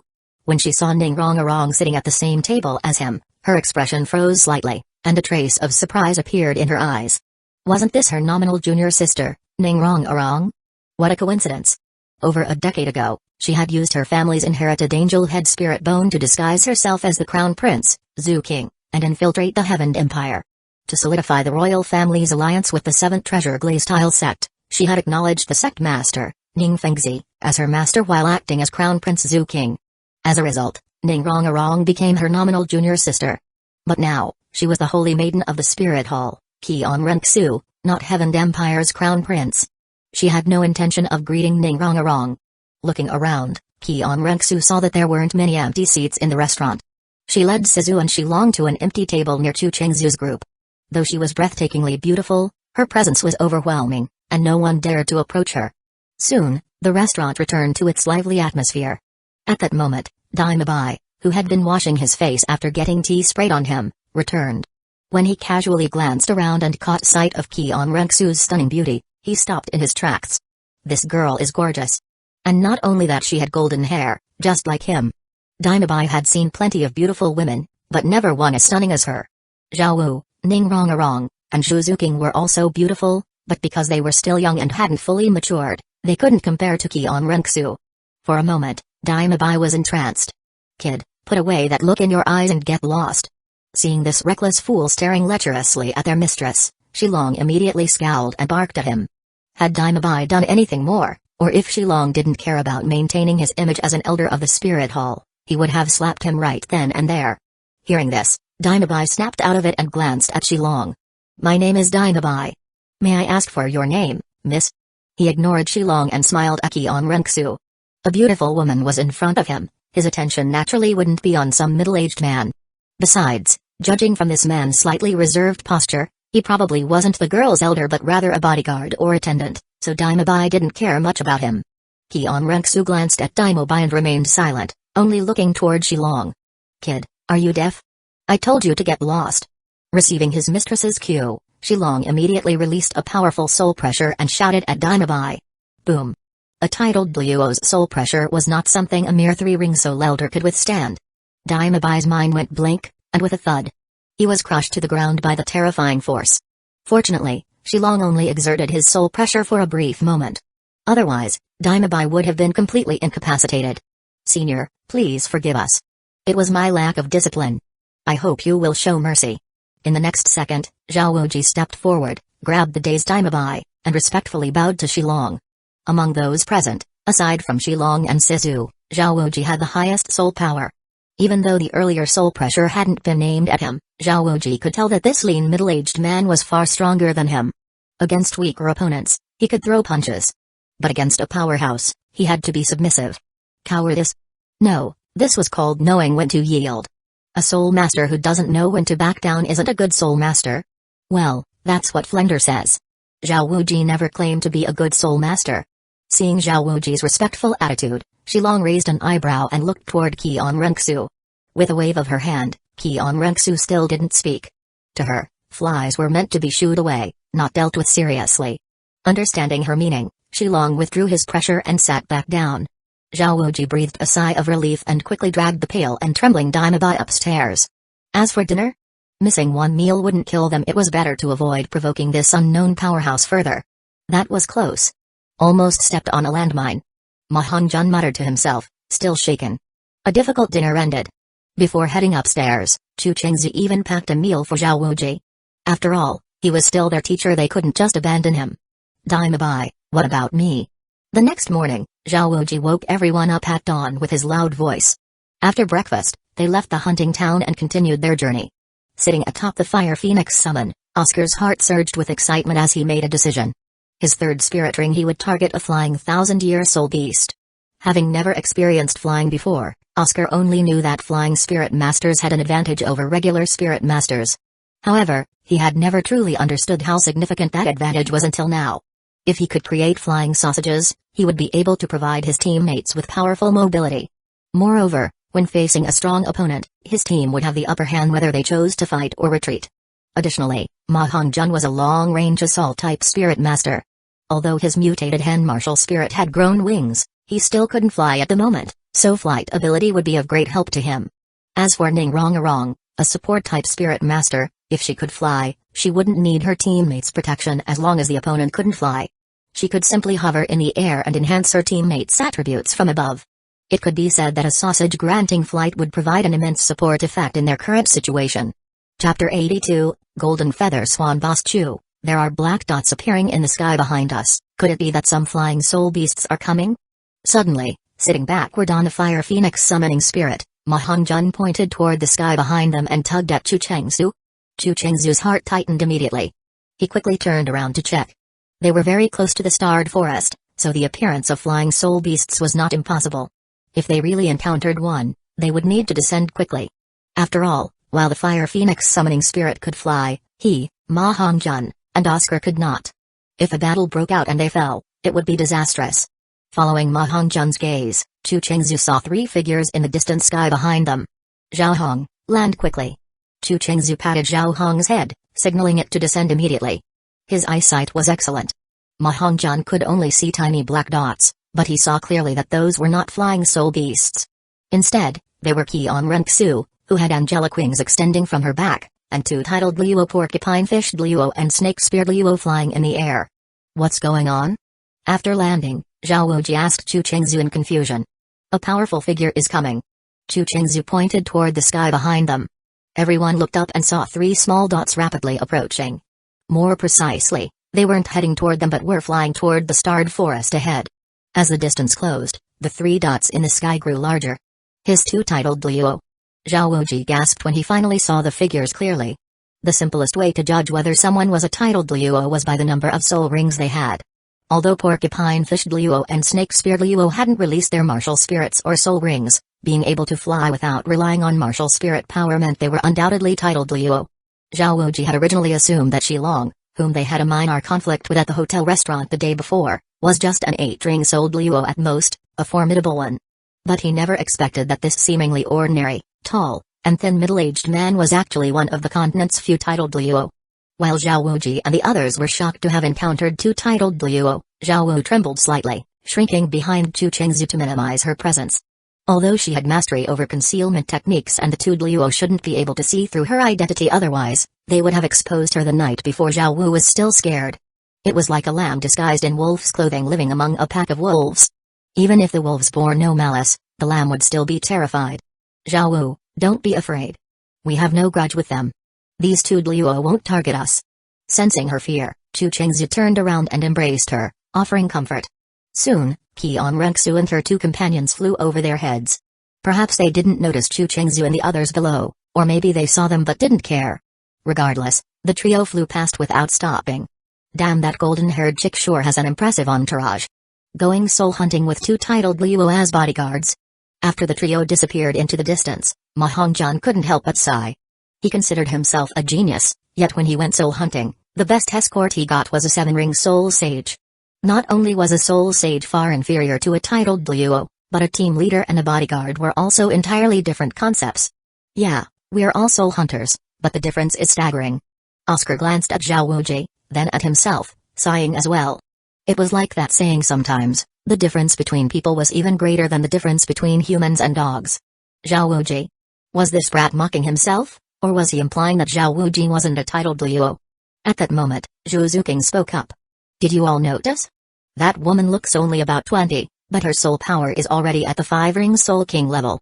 And since she's heading for the starred forest, that means she must have already reached level 60.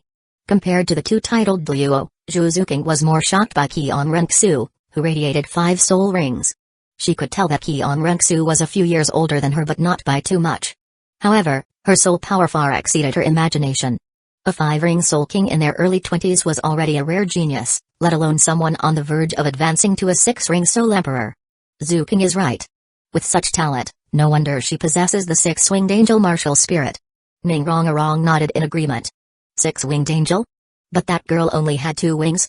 Ma Hongjun was confused. You're ignorant. My father told me that the 6-winged angel inherited by the Spirit Hall's angel clan is the most powerful martial spirit on the continent. However, it has a special trait. When martial spirit possession is activated, it starts with only 1 pair of wings. A second pair manifests at the Soul Emperor level, and the complete 3 pairs of wings only appear upon reaching titled Luo.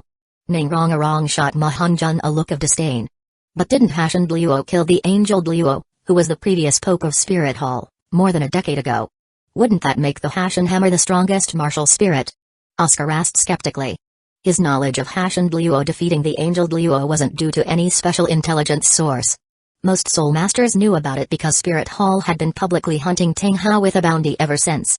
Oscar, if we're only talking about martial spirits, the Hashin Hammer doesn't compare to the Six-Winged Angel. After all, Soul Masters who inherit the Six-Winged Angel can awaken domain abilities, something even many titled Luo don't have. As for why the Angel Luo lost to Hashin Luo, that was a matter of individual strength, not martial spirit superiority. Chu Chengzu explained. Speaking of which, Qiong Zunji had also been a genius in his youth. Although not as monstrous as Tang Hao, he had still been a level 95 titled Luo in his 60s. Unfortunately for him, his luck was terrible. Not only did he encounter an even more monstrous Tang Hao, but Tang Hao also wielded the unreasonable Diegzumi hammer technique. The Diegzumi hammer's secret ring detonation was a high-risk, high-reward technique. While its drawbacks were severe, its explosive power was unmatched. Coupled with the difference in their 9 soul rings, Tang Hao had managed to annihilate 3 titled Luo, including Qiong Zunji, as a newly ascended titled Luo himself. Alright, enough about other people's talents. Whether they're geniuses or not doesn't matter to you. Rather than envying them, why not focus on training harder? You all have great potential, you might become titled Luo in the future. Zhao Wuji clapped his hands, giving them a motivational speech. Teacher Zhao is absolutely right. Future sausaged Luo. Please take care of us. Chu Chengzu smiled at Oscar. Oscar. Can we stop talking about sausages? 2 days later, in the outer region of the Starred Forest, a small team carefully made their way through the dense woodland. Daimabai, with his white tiger martial spirit activated, led the group at the front, clearing a path for everyone. The Starred Forest was a primeval forest. Unless the environment was extremely harsh, vegetation covered everything, leaving no predefined paths. Soul Masters who came here to hunt soul beasts had to blaze their own trails. Following behind Daimabai was Zhao Wu. Aside from their leader, Zhao Wuji, Zhao Wu had the highest soul power among them. Behind her were Ningrong and Oscar, both support-type Soul Masters, as well as Bei, the Radiant Lion Spirit Beast, who could act as a meat shield in crucial moments. To the left and right of Oscar and Bei were Zhu Zuqing and Ma Hongjun. At the rear, Chu Chengzu, the archer who doubled as a summoner, stood alongside Zhao Wuji, who oversaw the entire situation. In addition, a fiery red figure soared through the sky above them. It was the Fire Phoenix Spirit Beast, acting as their aerial scout. Chirp. Chirp. Chirp. Suddenly, the Fire Phoenix Spirit Beast let out a series of sharp cries from the air. Stop. Stay on guard. Chu, go take a look. Zhao Wuji immediately halted the team's march and issued an order to Chu Chengzu. He knew the Fire Phoenix wasn't the type to cry out for no reason. Nodding slightly, Chu Chengzu leaped onto a towering tree over 30 meters tall. Chirp. From above the tree canopy, the Fire Phoenix Spirit Beast flapped its wings and pointed out a direction for its master. Turning to look, Chu Chengzu saw that in the distant forest ahead, a large section of trees had been cleared, revealing a sizable lake. The shimmering water surface was dotted with elegant figures, swans, not ducks. However, these were no ordinary white swans. Their feathers were entirely golden from head to tail, and their eyes glowed with a dark golden hue. From afar, they looked like clusters of golden clouds floating on the water. Golden feather swans? Having studied Soul Beast books extensively in his early years, Chu Chengzu immediately recognized them. Golden feather swans were a species of agile attack-type flying soul beasts, known for their exceptional speed. However, their combat strength was relatively weaker compared to other soul beasts of the same age. One passage from his readings came to mind, leaving a deep impression on him. Golden feather swans, graceful in form, delicious in taste, and highly nutritious. They were particularly favored by the Snowfeather Emperor. The Snowfeather Emperor mentioned in the books was none other than the father of the current Heaven Empire ruler, Emperor Zhu Yi. If even the former emperor praised their taste, there was no doubt about their quality. Of course, taste wasn't the main concern here. What mattered was that Chu Chengzu believed these swans might be a suitable choice for Oscar's third soul ring. Golden feather swans had incredible flight speed. If Oscar absorbed their soul ring, even if he didn't gain the ability to create flying sausages, he could at least get speed-boosting sausages. If he got the first effect, perfect, it would fulfill his dream. If he got the second effect, it would still be a great gain. However, since Oscar was the one acquiring the soul ring, the final decision was his to make. After memorizing the lake's location, Chu Chengzu leaped down from the tree. How is it? Zhao Wuji stepped forward and asked. There's a lake up ahead with a group of golden feather swans, ranging from 100 to 1,000 years old. Oscar, think about whether you want to use this type of soul beast. Golden feather swans? What kind of soul beast is that? Oscar was confused. A golden feathered swan? You ignorant fool. Golden feather swans are agile attack-type flying soul beasts. They fly extremely fast and look similar to ordinary swans, except their feathers are entirely golden. Ningrongarong rolled her eyes at Oscar. Fast flight speed? This is great. Despite being called ignorant, Oscar wasn't offended. Instead, his eyes lit up with excitement. He wanted flight sausages, and since golden feather swans were fast, absorbing their soul ring should produce an even better third soul skill. Oscar, let me remind you, just because it's a flying soul beast doesn't guarantee you'll get flight sausages. There's a chance the skill might only boost speed instead. Chu Qingzu felt the need to caution him. Oscar's sausage martial spirit wasn't a well-documented inherited spirit, meaning the effects of soul rings were unpredictable and lacked precedent. The most reliable way to obtain flight sausages was to use a phoenix tail crest serpent's soul ring. After all, in the original story, Oscar's flying mushroom sausage came from that very soul beast. However, reality didn't always follow the original plot. The starred forest was vast, and the phoenix tail crest serpent wasn't a common species. Even if they searched for it, there was no guarantee they'd find one. After some thought, Oscar made his decision. I'll take the golden feather swan. Even if it doesn't grant flight, a speed-boosting sausage is still useful. Alright then. Daimabai, clear the path in this direction. Nodding, Chu Qingzu pointed toward the lake. Daimabai glanced at him expressionlessly before unsheathing 10 8-inch-long claws from his tiger paws, slashing through the vegetation ahead. The lake wasn't far. Within minutes, the group arrived at its edge. Oscar, what age do you want? There are plenty of swans around 1,000 years old. Just give me a number. Hiding behind some shrubs, Chu Qingzu surveyed the flock of golden feather swans on the lake and turned to ask Oscar. I read that a soul master's third soul ring limit is about 1,700 years. I'll take one at 1,700 years. Oscar didn't hesitate. Clearly, he had studied Grandmaster Yu Zhaogang's 10 core competencies of martial spirits. You sure? Chu Qingzu paused, then looked at him as if he were an idiot. Is there something wrong? Oscar was puzzled by his reaction. Oscar, how did Zhao Wu end up with such a dumb little brother? You said 1,700 years is the limit for a third soul ring, but that limit applies to beast martial spirit users. You're a food-type soul master, your body isn't as strong as theirs. For you, 1,500 years is already pushing it. And that's assuming the golden feather swan soul ring is relatively easy to absorb. Otherwise, you'd need to go even lower. Zhao Wu rolled her eyes. Is that so? Oscar looked at the group for confirmation. Aside from Ma Hongjun and Zhao Wuji, who were equally clueless, Chu Qingzu, Ningrongarong, Zhu Zuqing, and Daimabai all nodded. Nobles like Ningrongarong, Zhu Zuqing, and Daimabai had access to extensive family knowledge about optimal soul ring ages. Unlike Yu Zhaogang's theoretical research, their understanding came from generations of practical experience. What was the true limit? It meant pushing even 1 year past it would result in death. Even Daimabai, with his top-tier white tiger martial spirit, wouldn't dare take such a risk. Alright then, I'll take a 1,500 year one. Oscar shrank back slightly and conceded. Chu Qingzu took out his 1,000 refined heavy silver bow from his storage necklace. Holding the bow in his left hand, he channeled soul power into his right, forming a fire attribute energy arrow. He aimed at a 1,500-year-old golden feather swan playing in the water. Just as he was about to shoot, Ningrongarong suddenly called out, Wait. What's wrong? Chu, can I take a look at your bow? Ningrongarong's eyes were burning with curiosity. As someone from the Seven Treasures Glazed Tile clan, one of the richest sects on the continent, she had seen countless treasures. But when Chu Qingzu took out his seemingly plain, silver-gray bow, her martial spirit the Seven Treasures Glazed Tile pagoda reacted strongly. This level of response was rare, as if the bow were a supreme treasure. Chapter 83, This is not soul power. You want to see? After a brief moment of contemplation, Chu Qingzu asked. He could more or less guess what Ningrongarong was thinking. The Seven Treasure Glazed Tile pagoda martial spirit had treasure-seeking abilities. Even ordinary deep silver was considered a treasure, let alone deep silver that had undergone 1,000 refinements. This deep silver bow, forged from 1,000 refined deep silver, was naturally classified as a rare treasure by the Seventh Treasure Glazed Tile pagoda martial spirit, which had piqued Ningrongarong's curiosity. You want to see my precious bow? What a coincidence, I was just thinking of luring you into my fish pond. To Ningrongarong, he was already seen as her best friend's boyfriend. If he didn't create some topics of interest or curiosity, how was he supposed to lure this fish into his pond? Scumbag or playboy? No. The Chu family had few descendants. His late parents only had him as their son.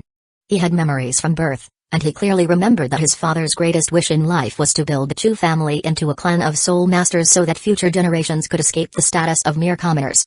His father's dying wish had to be honored. But having children wasn't like running a school if he only married one wife. How long would it take to develop a full-fledged family? Between loyalty and filial piety, Chu Chengzu had pondered for a long time.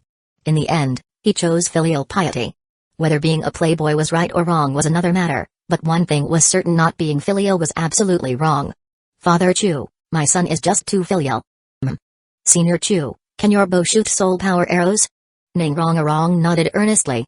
She was extremely curious why Chu Chengzu's seemingly ordinary bow was considered a rare treasure by her 7 treasure glazed tile pagoda martial spirit. The arrow I just shot is a secret family technique. It has nothing to do with the bow. Oh, and this bow is really heavy, be careful. Chu Chengzu pulled out the 1000 refined deep silver bow and handed it to Ningrong. Secret family technique? Ningrong frowned slightly, but since it was a family secret, it wasn't appropriate to pry further. As for the weight of the bow, she didn't care. It was called a great bow. But it didn't seem very big. No matter how heavy it was, how heavy could it be? Besides, if Chu Chengzu could lift it with ease, she, Ningrong, even though she was only a 2-ring support type soul master, wasn't weak either. Predictably, as soon as she took hold of the over 100-pound 1000 refined deep silver bow, she lost her balance.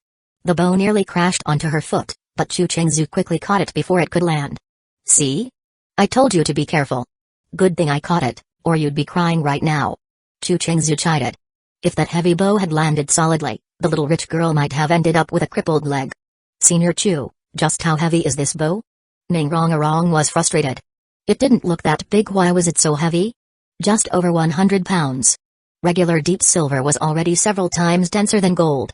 After undergoing 1,000 refinements, its volume shrank further, increasing its density significantly. Though the bow didn't look large, its weight was astonishing. That being said, the weight of the deep silver bow wasn't actually excessive. In fact, it could be considered quite light. For example, Poseidon's trident weighed 108,000 pounds, and even Kion Renksu's angelic holy sword, after she ascended to godhood, was several thousand pounds. Over 100 pounds? Ningrong's eyes widened in shock as she looked at Chu Chengzu. A bow weighing over 100 pounds felt weightless in his hands. How terrifying was his physique? I'm going to deal with that big swan. Return the bow when you're done looking at it. Ignoring Ningrong's astonishment, Chu Chengzu placed the deep silver bow at her feet and walked toward the fallen golden feathered swan. Swans were already large waterfowl, and this 1,000-year-old golden feathered swan was even bigger enough to provide them all with a feast. Ningrong didn't bother with Chu Chengzu and instead crouched down, carefully inspecting the 1,000 refined deep silver bow. Its dull gray color and surprisingly heavy weight made her increasingly certain that the bow was made of the rare metal deep silver. But something was off. Even though deep silver had a high density, it shouldn't be this heavy. Moreover, the bow's surface wasn't particularly refined and was somewhat rough, covered in strange patterns. She could tell that these patterns weren't carved, they must have formed naturally in the metal itself. Could this be a rare metal similar to deep silver? Zhao, what metal is your brother's bow made from? Unable to figure it out, Ningrong turned to Zhao. I think it's called deep silver. I remember my brother saying the material was bought from your 7th treasure glazed tile pavilion. Super expensive. After recalling for a moment, Zhao answered. It really is deep silver? Ningrong's beautiful eyes widened. She had seen deep silver before. It shouldn't have caused such a strong reaction from her 7 treasure glazed tile pagoda martial spirit. If this bow were a soul tool crafted using a lost method, she might understand. But the problem was, this bow seemed to be just a simple piece of refined metal impurities removed, shape altered. How could its value skyrocket so much? It really is deep silver. But my brother is the greatest blacksmith of this era. He can turn the ordinary into the extraordinary. It's normal if you didn't recognize it. Zhao said proudly. The greatest blacksmith of this era? Ningrong blinked. If she remembered correctly, the continent had 3 recognized divine blacksmiths. One was the clear-skied Luo, who once defeated a former pope of the Spirit Hall with a single hammer strike. Another was Titan, the chief of the Strength clan residing in Heaven City. The third was someone from the Starluo Empire. And now, Chu Chengzu, so young, had surpassed all 3 masters in forging skills. But if this bow was truly crafted by Chu Chengzu himself from deep silver, then perhaps the title of divine blacksmith wasn't an exaggeration. She had never seen the work of those 3 divine blacksmiths, but she was sure that none of them could transform ordinary deep silver into something that caused such an intense reaction in her martial spirit. Zhao giggled. That's just what my brother says. Looking at the deep silver bow on the ground, Ningrongarong fell into deep thought. Her seventh treasure glaze-tile sect had built its fortune on mining. Most of the rare metals on the market originated from their mines. She didn't yet know the full potential of this special deep silver, but one thing was certain: it was vastly superior to ordinary deep silver. If weapons and armor could be made from it, their performance would be greatly enhanced.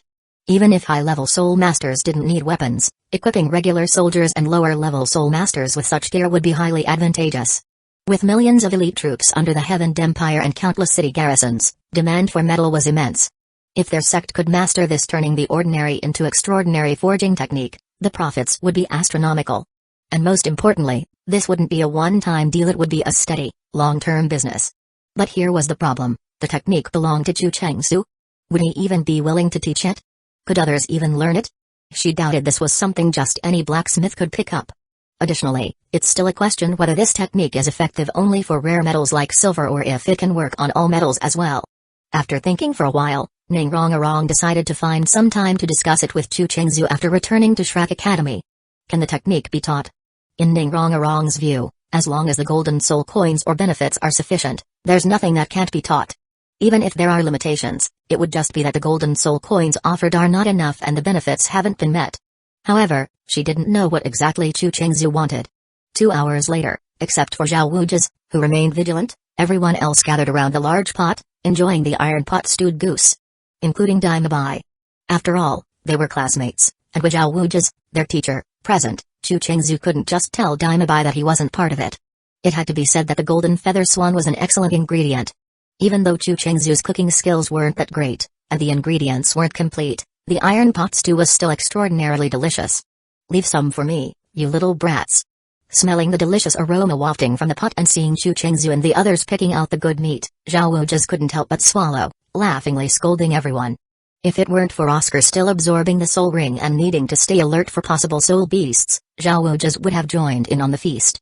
Hearing Zhao Wuji's call them little brats, Zhao Wu felt a bit indignant, but she was too busy eating goose meat to care.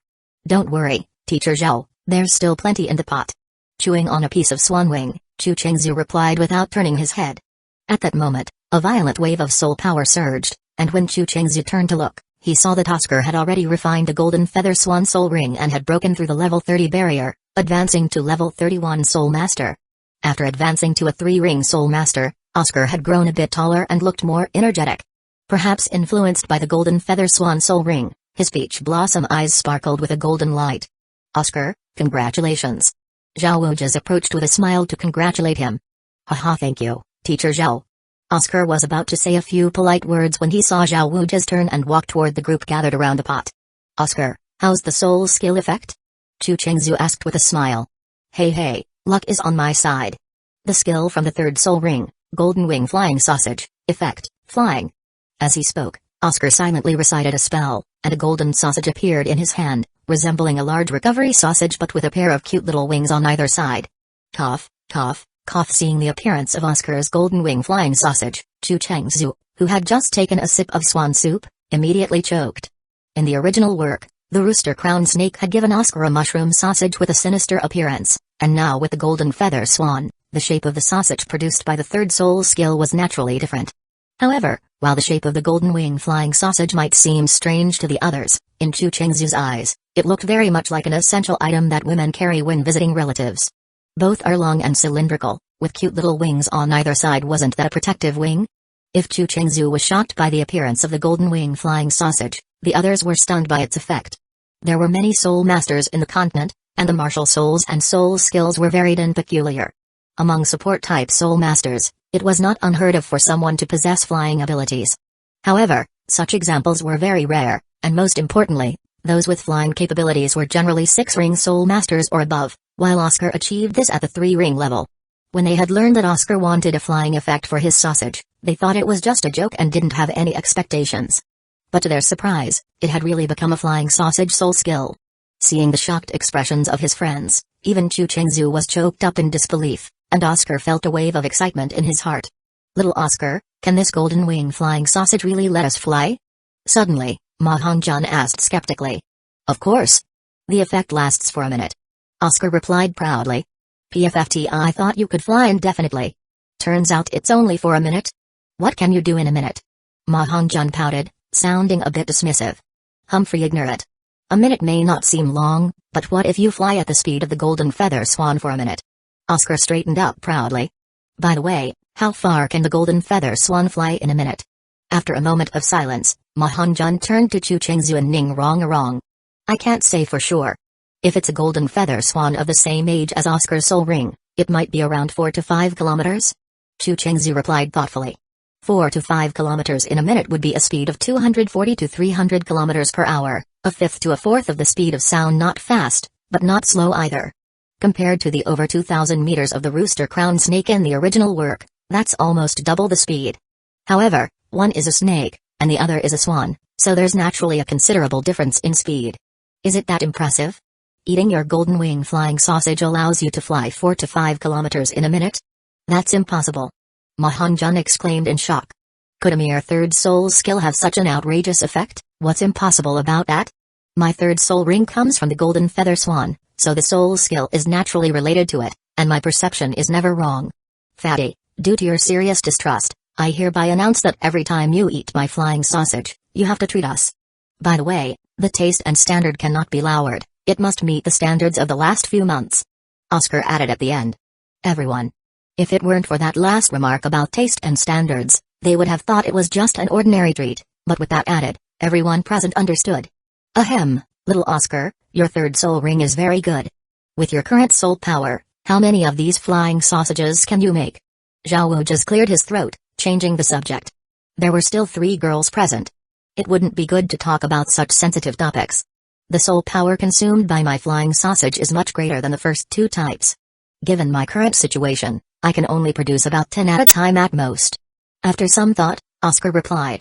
Hearing this, Zhao Wu just nodded in satisfaction. That's good. 10 is already a lot, and as your soul power increases, the quantity will also go up. Little Oscar, from now on, your sausage martial soul can be considered to be in the top tier. Alright, everyone, eat up. After we finish, we'll head back to the academy. As he spoke, Zhao Wu just scooped out a piece of goose leg meat from the pot. Damn, leave some for me. Oscar immediately joined the food-gathering crowd. After leaving the starred forest, Chu Chengzu secretly breathed a sigh of relief. There was no other reason, perhaps it was because Zhao Wu had concealed her aura very well. The 100,000-year Titan Great Ape that appeared in the original work, Zhao Wu's little brother, didn't come looking for them. Although no one in the original work from Shrek Academy lost their lives, many were injured, and there were indeed life and death moments. If it were to play out like in the original work, Chu Chengzu wouldn't dare guarantee that they could all survive. Of course, if Daimabai were to die, Chu Chengzu wouldn't mind. By the time night fell, Chu Chengzu and the others had returned to the same soul-hunting town they came from. It was already late, and they had no intention of traveling overnight, so they prepared to stay at the same hotel as before. Teacher Zhao, you said you would treat us last time, but due to a little incident, you couldn't do it. This time, you can't back out again. Once seated at a table in the hotel restaurant, Chu Chengzu directly addressed Zhao Wuji's. Exactly, Teacher Zhao, it's your treat this time. Oscar chimed in, nodding. Ma Hongjun? He was already flipping through the menu at this point. Fine, but little fatty, you'd better not go cheap on me. Zhao Wu just didn't refuse but turned to warn Ma Hongjun not to go for the cheapest options like last time. Teacher Zhao, that's not fair. When it comes to treating, the most important thing is to enjoy, and golden soul coins are just external things. You don't have a girlfriend, are you saving them to marry someone? Fatty, don't hold back with our teacher Zhao. Chu Chengzu quickly spoke up. Upon hearing this, Zhao Wu just felt a mix of embarrassment and anger. Why should it matter to you whether I have a girlfriend or not? Right, Chu Chengzu is right. Teacher Zhao, we are still growing, we need to make sure our nutrition is adequate. Zhao Wu, Zhu King, don't you agree? Ning Rong also chimed in. The two nodded in agreement.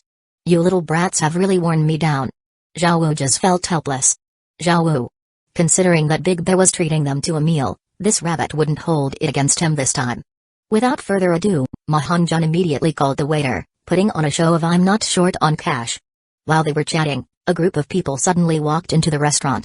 Leading the group was a middle-aged man in his 40s, who looked handsome and wore an exquisite moon-white soul master robe, adorned with numerous silver thread embroideries. As he moved, the light reflected off the robe, making it somewhat flashy. Following the middle-aged man were 6 young men and 1 woman, all around 20 years old, dressed in similar moon-white soul master robes, but without the silver embroidery. However, both the middle-aged men and the 7 young men and women had a green circular emblem on their left shoulders, with the words Kangui embroidered inside the circle. Yet the whole group looked rather worn out, and their once pristine Soul Master robes had numerous rips, clearly having just come out of the starred forest. At a glance, it was obvious they were Soul Masters, and not just any Soul Masters, but ones with a background from an academy. The restaurant owner, being somewhat snobbish, hurried to greet them with extreme politeness. "Little Oscar, that girl looks pretty good. Judging by her clothes, she should be from Kangui Academy, right?" Ma Hongjun's eyes were glued to the only girl in the group of 8. It had to be said that the girl indeed had some looks. In Chu Chengzu's previous life, with a little dressing up, she would have been considered a goddess. Zhao Wu, Ning Rongarong, and Zhu Zuqing were all pretty, but Ma Hongjun knew his place. One was his big sister, another was the direct descendant of the 7th treasure glazed tile school, and the last was cold and distant, with ties to Daimabai. He didn't dare to have his eyes on the girls from his own academy. "Fatty, have you forgotten the lesson from last time?" Chu Chengzu felt a bit annoyed. He initially thought that with their journey diverging from the original plot, they wouldn't run into Kangui Academy. But to his surprise, they hadn't met them on the way there but did after hunting souls. Moreover, similar to the original story, the persistent fatty was already acting like a rogue, flirting with the girl. To say that Ma Hongjun was a bad person wouldn't be entirely accurate, but to say he was good wouldn't be correct either. After all, any rogue would be unwelcome wherever they went. "Don't worry, Big Chu. This group is from Kangui Academy." Ma Hongjun waved his hand without looking back. This statement was quite clear, they could deal with a small Kangui Academy. Ma Hongjun didn't bother to lower his voice, and even though the restaurant was somewhat noisy, the middle-aged man among the 8 still cast a glance their way. He was already displeased that someone was flirting with his students, and now he noticed that the rather unsightly little fatty was staring at the only female student in his group. The middle-aged man's expression immediately darkened even more. Could he endure a little rogue flirting with his students? Immediately, the middle-aged man whispered a couple of words to a young man behind him. The young man nodded slightly and walked toward Chu Chengzu, while the remaining 7, including the middle-aged man, found an empty table to sit down. It was clear that the Kangui Academy group didn't take Chu Chengzu and the others seriously. Chapter 84, Whoa, where did this monster come from? Little fatty, has no one ever taught you what it means to speak out of turn? A young man walked over to Chu Chengzu's table, looking down his nose with an arrogant expression as he directed his words toward Ma Hongjun. "Oh? You dare talk to your grandpa like that? If you've got the guts, why don't you teach me a lesson?" The young man was arrogant, but Ma Hongjun wasn't any less so. His words were provoking enough that even someone uninvolved might feel the urge to punch him. At that moment, a waiter happened to arrive with the first dish for Chu Chengzu's table. Seeing this, the young man from Kangui Academy took a step forward, reaching out to snatch the plate from the waiter's hands, intending to dump it over the head of the cocky little fatso who dared to flirt with his goddess. However, just as his right hand was about to touch the dish, he suddenly realized that his wrist was firmly restrained. Turning his head, he met Chu Chengzu's unfriendly gaze. The young Soul Master's pupils shrank such speed. And not just speed, the strength was shocking as well.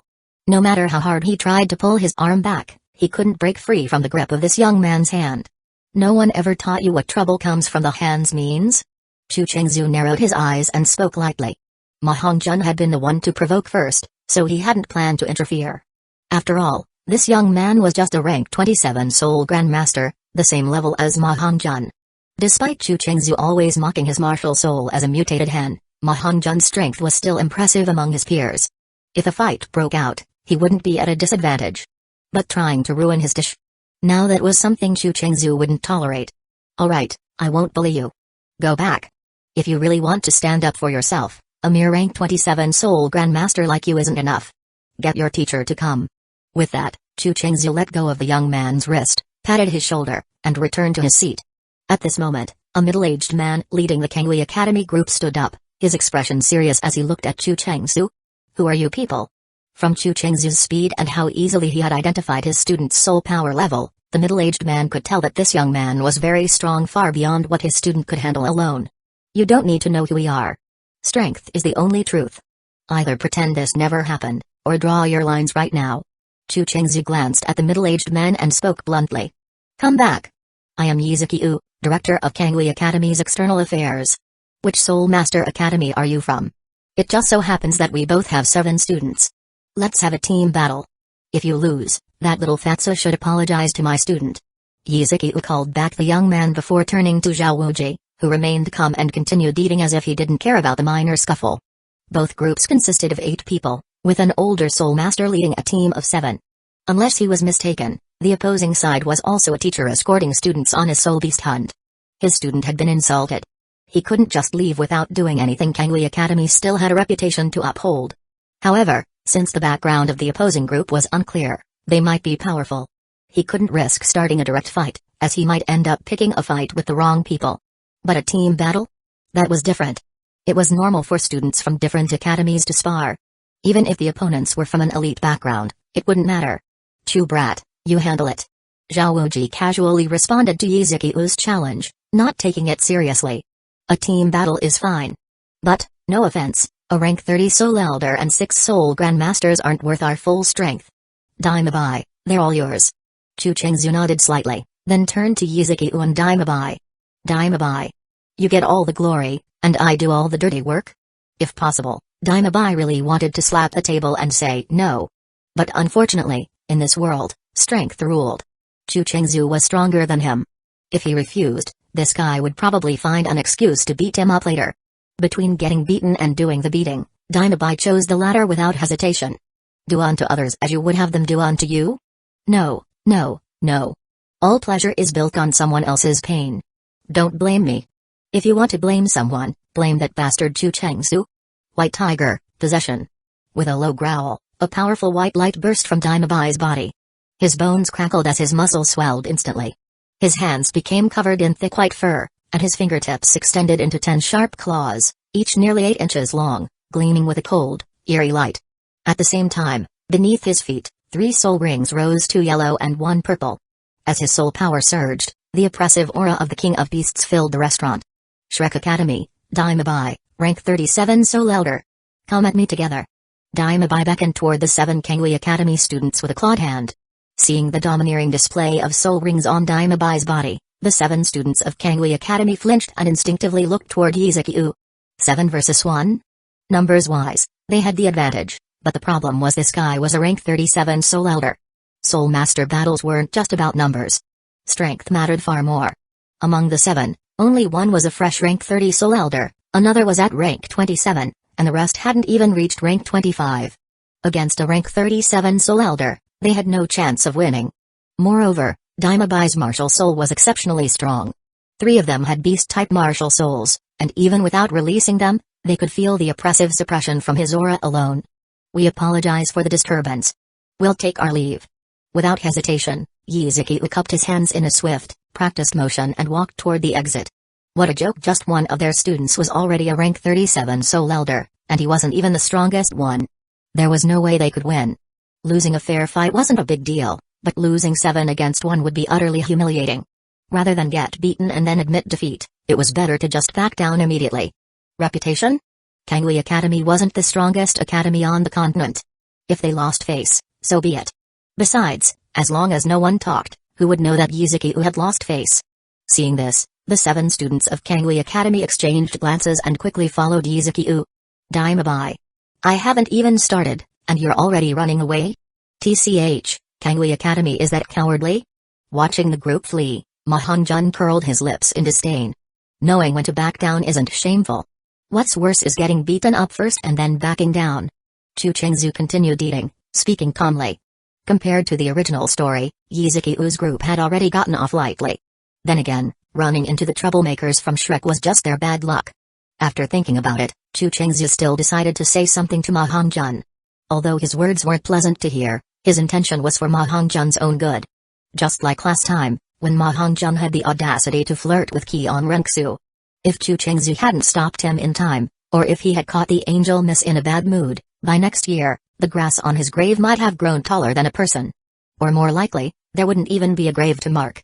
That's right, fatty. If you ever hit a steel plate one day, you're done for. Ningrong nodded and said with a mischievous smile. Being arrogant was one thing, and looking for trouble was another. But being arrogant while lacking strength and actively seeking trouble? That was just asking to die. You all know about the flaws of my martial spirit. Mahangjun shrank his neck. A martial spirit influenced every aspect of a soul master's life, even their personality. A phoenix was supposed to be noble, But a fire-spewing old hen was a different story. Perhaps he already had certain tendencies in this regard, and with the evil fire constantly surging within him, it was difficult for him not to be lustful. I won't say much more. Just be mindful of yourself. Chu Chengzu didn't bother lecturing further. A leopard couldn't change its spots. Ma Hongjun wasn't his real brother, so he wasn't about to waste his efforts. The night passed without incident. The next morning, the group set off back to the academy. Just like before, Zhao Wuji and Daimabai ran, while Chu Chengzu and the other 6 rode on 2 summoned spirits. The difference this time was that Ning Rongarong refused to be squeezed in the middle by her 2 female friends. As a result, Zhu Zuqing became the sandwich filling. If he could, Chu Chengzu would have loved to swap places with Zhao Wu or Ning Rongarong. As they ran, Zhu Zuqing occasionally bumped into others due to her assets, making Zhao Wu, who was sitting in front of her, quite uncomfortable. As for Ning Rongarong, seeing her wrapping her arms around Miss Abundance's slender waist and even occasionally giving it a squeeze, Chu Chengzu wished he could take her place. By afternoon, they finally made it back to Shrek Academy. Half an hour later, Wang Fugi, the manager of the 7 Treasure Glazed Tile Chamber of Commerce in Soto City, received news that his young mistress had returned. It wasn't because Wang Fugi was clairvoyant, rather, he had already stationed people at the academy entrance to wait.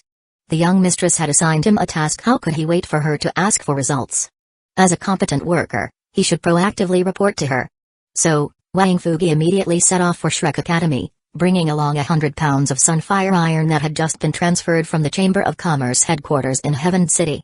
At Shrek Academy, under the eaves of a wooden building, Chu Chengzu lay on a lounge chair, cultivating his spiritual refining technique with his eyes closed. Noticing a set of footsteps approaching from afar, he opened his eyes. "You're Manager Wang from the 7th Treasure Glazed Tile Chamber of Commerce."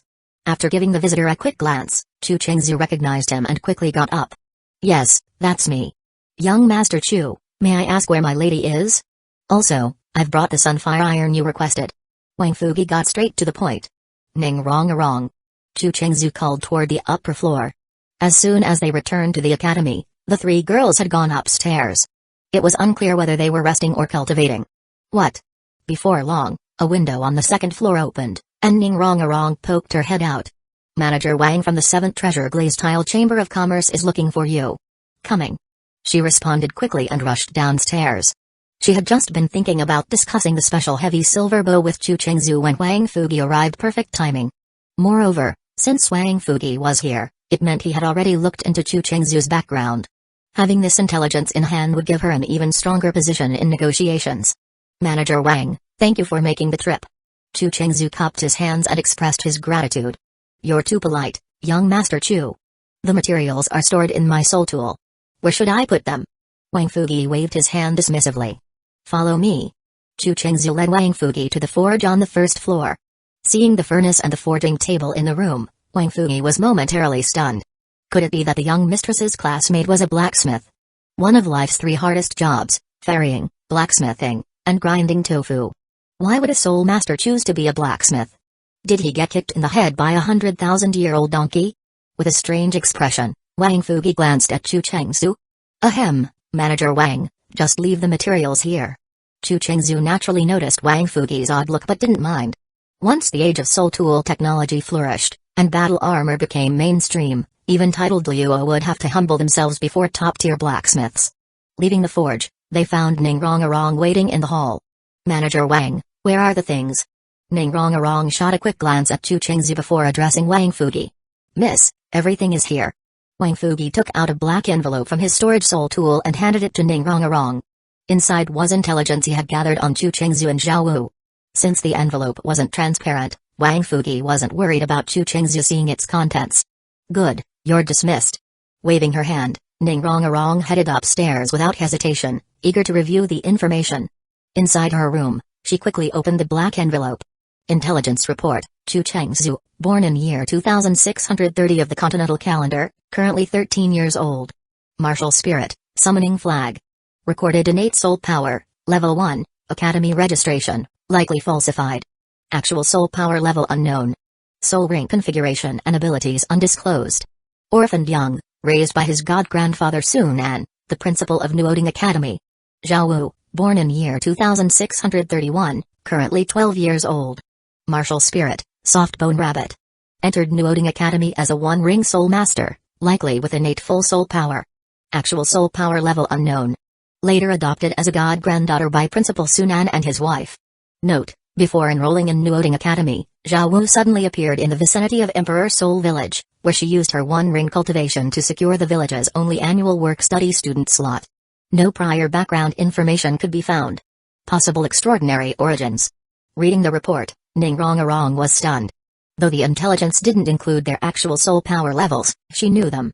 Chu Chengzhu, 13 years old, level 34 soul elder, a true genius. With such a cultivation speed, he was likely born with full soul power.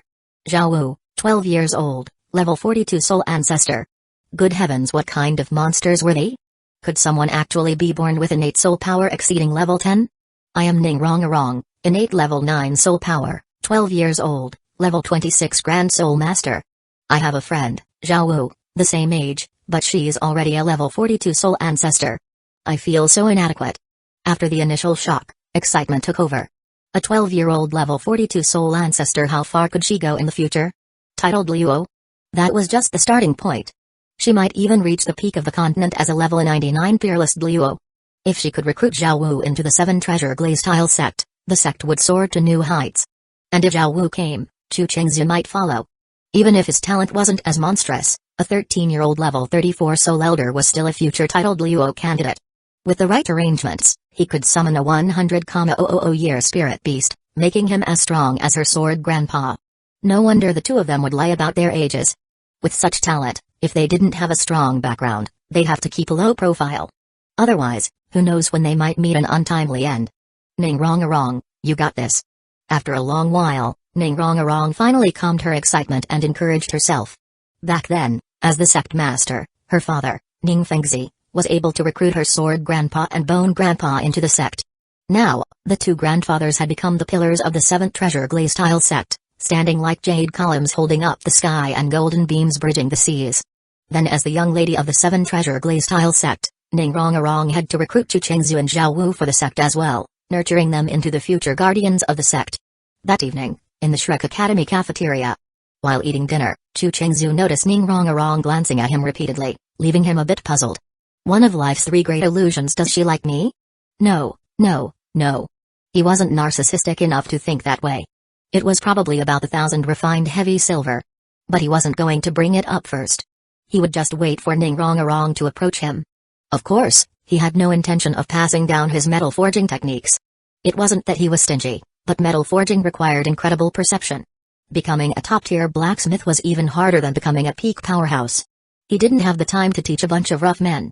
Teaching a girl one-on-one was a different story, but in this era, all blacksmiths were rough men. There were no girls willing to learn forging. After dinner, the 4 of them returned to the wooden dormitory together.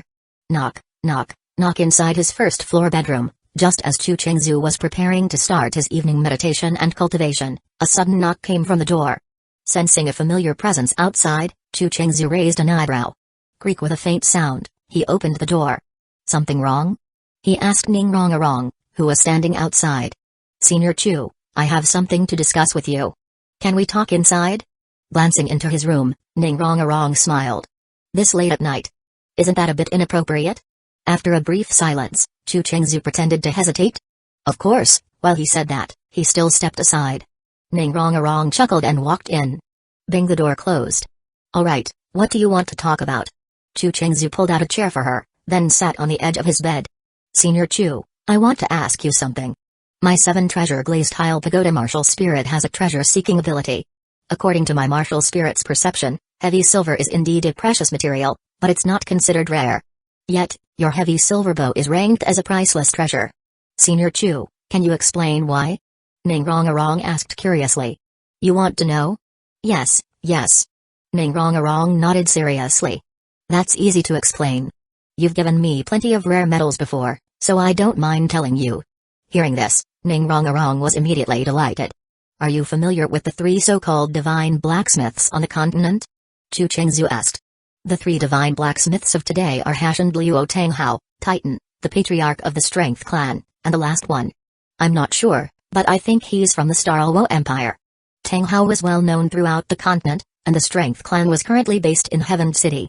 Since both men were either titled Luo or Spirit Luo, Ning Rongarong had some knowledge of them. The last one is Lu Jiao, the president of the Blacksmith Association in Gangjin City, Starluo Empire. What do you think of their skills? They should be quite skilled, right? After all, they're called divine blacksmiths. After a brief hesitation, Ningrongarong replied. Although she didn't think much of blacksmiths, being titled divine blacksmith must mean they were quite capable. That's a reasonable assumption, but in my eyes, their skills are actually lacking. Of course, I mean their metal forging skills, not their ability to craft weapons and armor. In terms of pure metal forging, Chu Chengzu was confident that he was second to none on the continent. But when it came to crafting weapons, armor, or even farming tools like sickles and hoes, he was a complete amateur. He wasn't even at the level of a second-rate craftsman. Any ordinary blacksmith with years of experience could outdo him in that regard. Forging? Senior Chu, is that the reason my martial spirit perceives your heavy silver bow as a priceless treasure? Ningrongarong blinked and asked. That's right. You can think of it as my forging process having elevated and transformed the metal's properties. Aside from me, even the most skilled blacksmiths on the continent can only refine metal up to a certain stage. I call that stage the 100 refinements. After the 100 refinements comes the 1000 refinements, which grants the metal spiritual qualities. My heavy silver bow was forged using 1000 refined heavy silver. Chu Chengzi gave Ningrongarong a brief lesson on metal forging. Chapter 85, Life is so hard. Bestowing metal with spirit. Senior Chu, I get that 1000 refined metal is stronger than regular metal, but in what ways exactly? Ningrongarong asked with a baffled, clueless look on her face. It's stronger in every aspect. Chu Chengzi replied calmly. But it's only the material that's stronger. If you can't inscribe a soul guide array onto it and forge it into a soul tool, its strength has limited use. However, if the metal is refined to the next level spirit refining even just as raw material, it becomes incredibly powerful.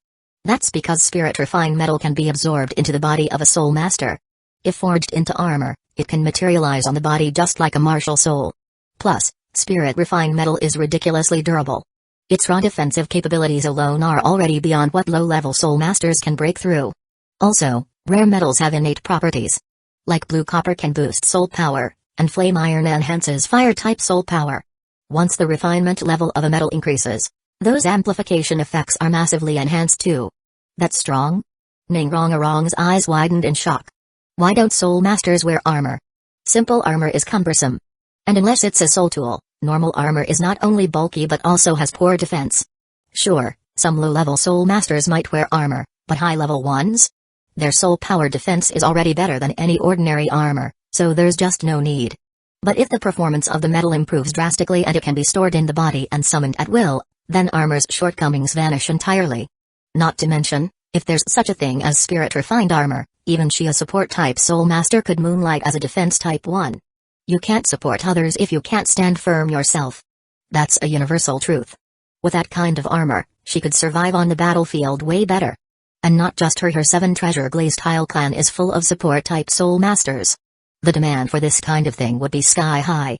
Senior Chu, I don't suppose you'd be willing to pass down your forging techniques? She got to the point. Family secret absolutely not for outsiders. Chu Chengzi shook his head. Ningrongarong. Family secret? Bruh, you're an orphan, what family secret? Then. Senior Chu, what are your plans after graduation? She switched tactics. If he wouldn't teach the skill, fine. But if she could bring him into the 7 treasure glazed tile clan, he'd teach it eventually. My plans after graduation? Marry a bunch of wives and have kids. Chu Chengzi stroked his chin as he spoke. Ningrongarong was stunned. Wait, multiple wives? She immediately gave him a judgmental look. Wrong, do you think children should be filial to their parents? Noticing her look, Chu Chengzi smiled and asked back. Of course. She didn't get what he was trying to say, but still answered firmly. If a father passes away, shouldn't the child inherit his legacy and fulfill his dying wish? That's the right thing to do. Ningrongarong instinctively thought of her own father, Ning Fengzi. He was already over 60, yet still worked tirelessly to maintain alliances, forge new connections, and recruit genius soul masters all to grow the 7th treasure glazed tile clan. And that was the will passed down by every generation of clan masters. My father's dying wish was to develop the Chu family into a soul master clan. But I'm an only child, no siblings. If I only marry one wife, how long would it take to build a powerful clan? Chu Chengzu stated with righteous conviction. Ningrongarong. Bro, just say you wanna be a playboy. Why the theatrics? Ahem, Senior Chu, have you considered joining the 7 treasure glazed tile clan? We're very welcoming to talented soul masters. She extended an invitation. So what if you want wives? That's easy. Join the clan, and she have her dad send you 10 no, 100. In 20 years, the Chu clan might have thousands of members. I'll pass. I don't like being tied down. Chu Chengzi shook his head. He wasn't joining the clan but being their son-in-law. That was a different story. Ning Rongarong looked very disappointed. Both of her goals for visiting tonight had failed. Senior Chu, I have another proposal. Hear me out? She composed herself and tried again. Go ahead. Chu nodded slightly. He was curious what this little rich girl had in mind. If you want to create your own soul master clan, you'll need a strong backer. After all, every new power cuts into the existing ones. Why not let the 7 treasure glaze tile clan support you until you're strong enough? She smiled sweetly. So, in the end, you still just want my forging techniques? Chu's face went blank. Senior Chu, we're classmates and good friends. Just say yes. Ning Rongarong instantly switched to a cutesy, spoiled tone and clung to his arm, shaking it like mad. She always used this trick on her dad and grandpa's. It never failed. Surely it'd work on Chu too. Stop. Wrong. If it were Zuking doing this, it might work. But you. TSK, not quite effective. Chu glanced at her chest, still developing but clearly smaller than Zuking's, and shook his head in mock pity. What are you shaking if there's nothing to shake? Your ribs almost poked me. Okay, that was an exaggeration, but objectively, she was the least developed of the 3 girls at the academy. You jerk. Ning Rongarong was fuming. Are you discriminating against small boobs? If not for gender boundaries, she'd show him what hidden potential really looked like. Senior Chu, name your price. As long as you give me your forging technique, I'll even have my father send you a soul bone. She launched her ultimate move, money power. You think my cultivation talent is good? Chu looked at her doubtfully. His apparent talent was decent, but to someone like her, it shouldn't stand out. You're not never mind. She almost let slip that she knew more about him than she should have, but managed to catch herself just in time. Chu frowned. He sensed something off but didn't press the issue. Senior Chu, I swear on my title as the 7 treasure glaze tile clan heiress, if you give me your forging technique, anything you want is yours.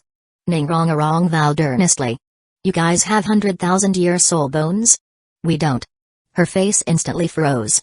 Even if her clan did have one, there's no way they'd hand it over. Then forget it. I'm not interested in anything under 100,000 years. As for money, it's useless to me. Chu waved his hand. On the Douluo continent, among the 4 elements of cultivation, resources, companions, techniques, and environment, wealth is the least important. You can't buy true power with money. Like soul bones, yes, you can technically buy them, but most are below 10,000 years. And those aren't even worth it for top-tier soul masters. What do you want then? Ning Rongarong was frustrated. Not even money could solve this. What do I want? Chu eyed her up and down. Suddenly, Ning Rongarong clutched her clothes tightly, a bad feeling rising in her chest. Wait. Is he after me? She now felt like a lost little lamb that had wandered into a wolf's den. Senior Chu, think about it, I'm leaving now. And with that, she bolted from the room like a startled deer. Chu watched her leave and just chuckled. The fish is already circling the pond, no need to rush. Besides, he knew Ning Rongarong wasn't a bad person. Even if she wanted his technique, she'd never try to steal it by force. But her dad, Ning Fengzi, and the elders Qinzin and Gurong? Those guys were a different story. He'd have to stay alert. Well, not that it'd help much. If they really wanted to force him, he wouldn't be able to resist anyway. 3 days later that morning, Flender made the support-type soul masters, Ning Rongarong and Oscar, do another physical training session. He even banned Oscar from using his golden flying sausage to cheat. But at least the task wasn't insane, just 10 laps around the village, about 60 li in total. After finishing, Ning Rongarong collapsed ungracefully on the sofa. Her body wasn't exhausted. Oscar's recovery sausage fixed that easily. Honestly, she could have run 20 to 30 laps if she really wanted to. But she was mentally drained. The run was boring and painful. It felt pointless. What good would just running do anyway? Then she glanced out the window and saw Chu Chengzu and Zhao Wu practicing their body-strengthening techniques, while Zhu Zuqing was refining her soul skills. This wasn't new to her. Zhu Zuqing was always serious about training. Unless Rongarong or Zhao Wu dragged her off for shopping, she spent all her free time working hard. Chu was similar but a bit harder to read. Half of his free time was spent training, the other half napping. Who knew what he did at night? Zhao Wu was more normal, trained a bit, napped a bit, and loved novels just like she did. Suddenly, Ning Rong thought of something. That 1,000 refined silver bow weighed over 100 jin, but Chu wielded it like a feather. His body must be insanely strong. Maybe it was from all that punching practice? She started carefully observing Chu and Zhao Wu's movements. After all, ever since she heard Chu's ambition to marry multiple wives and start a soul master clan, she'd labeled him a playboy. Being flirty was whatever, there were plenty of flirts on the continent. Even her own dad, despite being over 60, still visited auction houses to rescue cute cat girls and fox girls. Luckily, their mansion was big enough. Otherwise, there wouldn't be room for all her potential stepmothers. But only Chu could turn his flirtiness into something so noble. If that's not playboy energy, what is? The more she watched the fist forms, the more extraordinary they seemed, but she couldn't quite put her finger on why. What she didn't realize was that Chu had noticed her peeking long ago. But since it was just her, he didn't mind. The martial art was just surface level. The real essence lay in the way soul power circulated through specific routes in the body while punching. Without X-ray vision or strong spiritual sense, just copying the moves wouldn't help much. Right now, even if she memorized the entire routine, the effect would be minimal, far less than even an earlier version of his technique. Still, if it weren't a fish circling his pond, even the surface-level forms wouldn't be shown. After all, anything above the very basic gray-level techniques had value. Even just white tier ones were super valuable to low-level soul masters. Because soul rings are like snowballs, start with a bigger one, that is a higher year soul ring, and it just gets better from there. Even with only a white tier body refining art, without needing soul bones, it's possible to accumulate enough power over time to attach a 100,000 year soul ring at level 80. Of course, finding one is a whole different story. Before long, Zhao Wu wrapped up her training. She was playful and curious by nature. A fun novel easily beat out boring workouts. Ning Rong grabbed a towel and walked over. Zhao Wu, tired? Here, wipe off the sweat. She smiled sweetly and handed over the towel. Not tired, not tired. Thanks, Rong. Zhao Wu grinned and took it happily. Just now, were you and your brother practicing some special martial art? Ning Rong asked casually. Nope, that's just a technique for strengthening the body. Zhao Wu wiped her forehead and shook her head. So it was a body refining technique. Ning Rong, I want it. But there was a problem. Wanting it was one thing. Getting it was another. Techniques like these were never passed outside of family or sect, hence the secret in secret art. Like the Clear Sky Sect's Vast Sea Hammer or the Blue Lightning Tyrant Dragon Clan's Dragon Transformation. She wanted it, but she couldn't ask outright. What if they said no and got mad at her? Then she'd lose both the technique and her friendships. Her eyes sparkled. She had an idea. Sidine Flinder is the worst. Always making me run. I'm dying over here, and it barely helps. I mean, come on, I'm a support type. Why do I need to build up my body? She sighed dramatically, full of complaint. As long as she didn't directly ask, it didn't count as trying to steal a secret art. Zhao Wu quickly tried to comfort her. Wrong, having a strong body really helps. Even just being able to handle stronger soul rings is a huge advantage. She knew how valuable it was. If not for their technique, how could she have condensed a 10,000 year fourth ring? And don't forget, high-year soul rings also give more soul power when leveling up. Take herself for example. If she didn't possess a strong physique, then upon advancing to rank 20 Great Soul Master, rank 30 Soul Elder, or even rank 40 Soul Sect, the increase in her soul power would at most be just one level. But after cultivating a body-refining martial art, the soul power gained during breakthroughs was no longer limited to just a single level. In fact, when Chu Qingzu advanced to the third ring and became a Soul Elder, his soul power directly jumped to rank 33. Although her own cultivation speed was already quite fast, the greater increase in soul power provided by high-year spirit ring still saved her a massive amount of training time. Zhao Wu, I've noticed you often practice that boxing technique, but your spirit ring years don't look much higher than mine, do they? Ning Rong finally voiced the doubt in her heart. If this body-refining martial art was truly effective, then Zhao Wu's first and second spirit rings should be much higher in age than hers. But the problem was, she had seen Zhao Wu's spirit rings before and the color didn't seem any different than her own. It didn't go beyond the usual limits of spirit masters. And if the martial art's effects were poor, barely improving the physique, then what was the point of training it at all? Ning Rong really couldn't figure it out. Sorry, Rong. I can't say unless my brother agrees. After a moment's hesitation, Zhao Wu shook her head and passed the blame to Chu Qingzu. The spirit rings looked similar in color, but that was, of course, because she had cultivated a control-type martial art that allowed her to disguise the color of her spirit rings. Chu Qingzu had already given strict instructions: this martial art must not be spread, and most importantly, no one could know the true condition of their spirit rings. Fortunately, spirit rings aren't the same as soul power. Without using soul skills, the only way to judge a spirit ring's age is by the depth of its color. Even if a rank 99 peerless Douluo the peak of the continent were to show up, once the color of the spirit rings was altered, there'd be no way to see through it. Upon hearing that, Ning Rongarong couldn't help but glance at Chu Chengsu. This jerk might actually have some skills, huh? Zhao Wu was being so mysterious, no doubt about it now. This body-refining martial art had to be amazing. Otherwise, if it was just some trashy, self-invented soul skill that even dogs wouldn't want to learn, would they be this secretive about it? Ugh. This is so hard. Running is exhausting, and the training effects are awful. Zhao Wu, do you think I should talk to Dean Flinder and cancel the physical training class? Rolling her eyes, Ning Rongarong quickly changed the topic. Dear Zhao Wu, your poor bestie is suffering and helpless like this. Shouldn't you bring it up to that scumbag Chu and see if he might teach me the body-refining martial art? We're besties, aren't we? Someday, my Grandpa Sword and Grandpa Bone will be your grandpas too. If anyone dares bully you, those two will definitely have your back. That's probably not a good idea. After all, Dean Flinder is doing this for your own good. Wrong, hang in there. I believe you'll become the strongest support-type soul master on the whole continent someday. As her best friend, Zhao Wu didn't want to see Ning Rongarong go astray. So she quickly tried to encourage her. Yeah. Clearly, Zhao Wu didn't have a very high emotional intelligence, failing to pick up the real meaning behind her bestie's words. Hearing that, Ning Rongarong's face froze, then she collapsed onto the chair with a speechless expression. My dear Zhao Wu, that's not what your bestie wanted to hear. Why are you so dense? Ugh, forget it. I'm done. Let the world burn.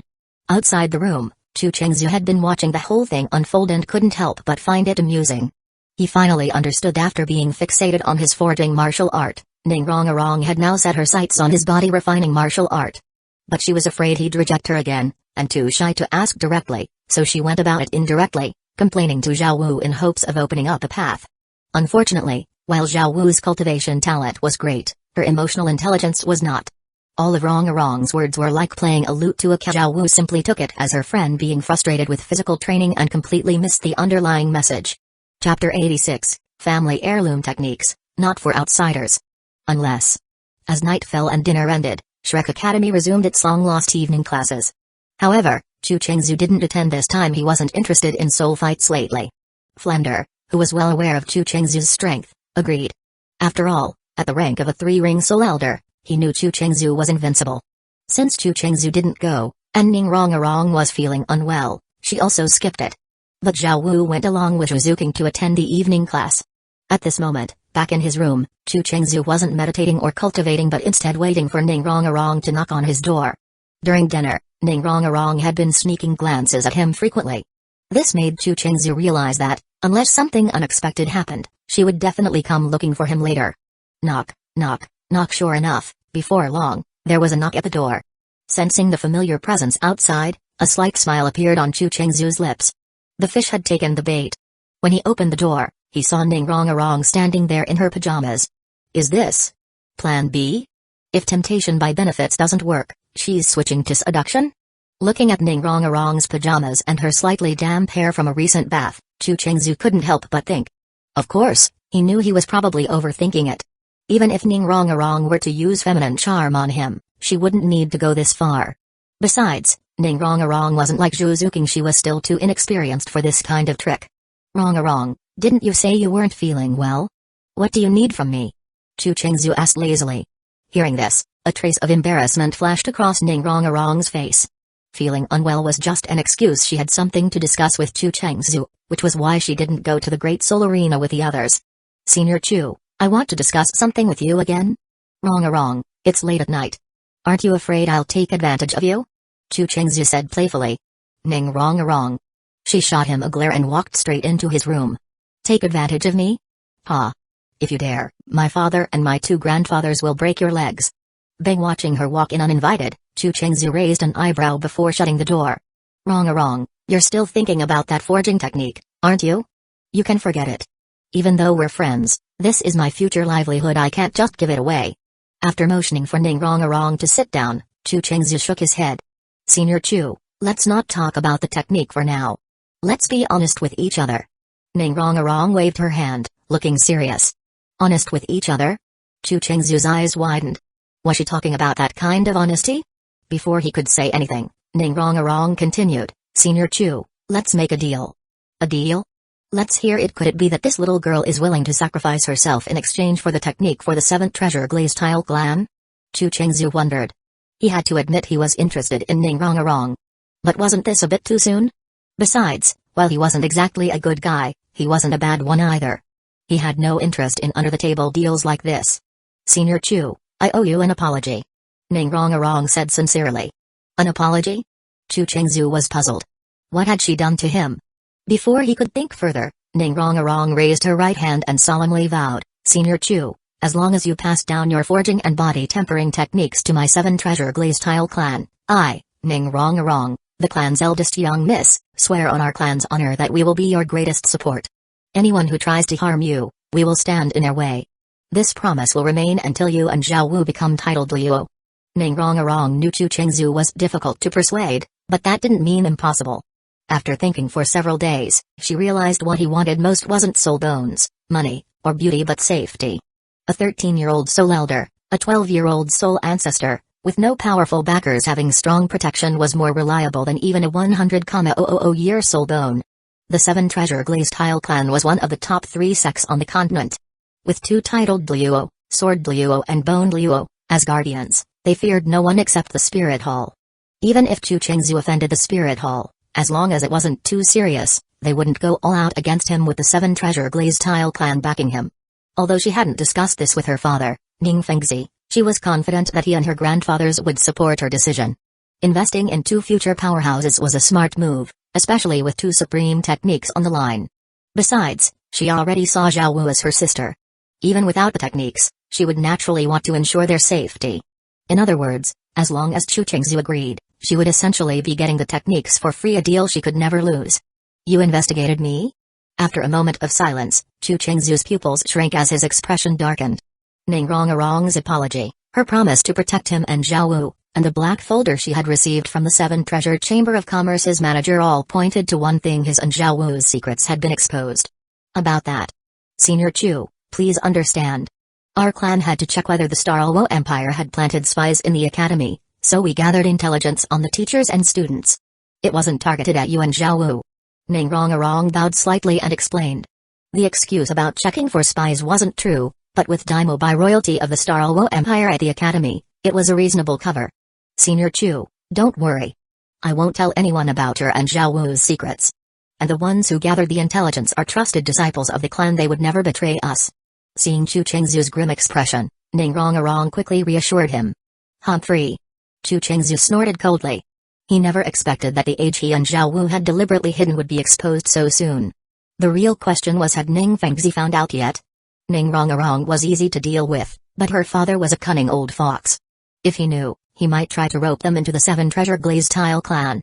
While it wouldn't endanger their lives, it would certainly complicate things. You want my forging and body tempering techniques? After a pause, Chu Chengzu looked at Ning Rong. Senior Chu, are you agreeing? Ning Rong's face lit up with joy. In 10 years, I'll give you the forging technique. As for the body tempering technique, I can't. Chu Chengzu raised a finger. In 10 years, he would be strong enough that giving away the forging technique wouldn't matter. Besides, he had a bigger plan: having a child with Ning Rong so that their son could inherit the 7 Treasure Glazed Tile clan. After all, wouldn't his son with a 9 Treasure Glazed Tile Pagoda martial spirit be the perfect heir? Why not the body tempering technique? Ning Rong asked, puzzled. It's a family heirloom, not to be passed outside the family. Unless what? Ning Rong blinked curiously. Chu Chengzu didn't answer. Instead, he took a step toward her. Watching Chu Chengzu approach slowly, Ning Rong immediately sensed that something was wrong and hurriedly stood up. Chu Chengzu advanced step by step, forcing Ning Rong to retreat step by step.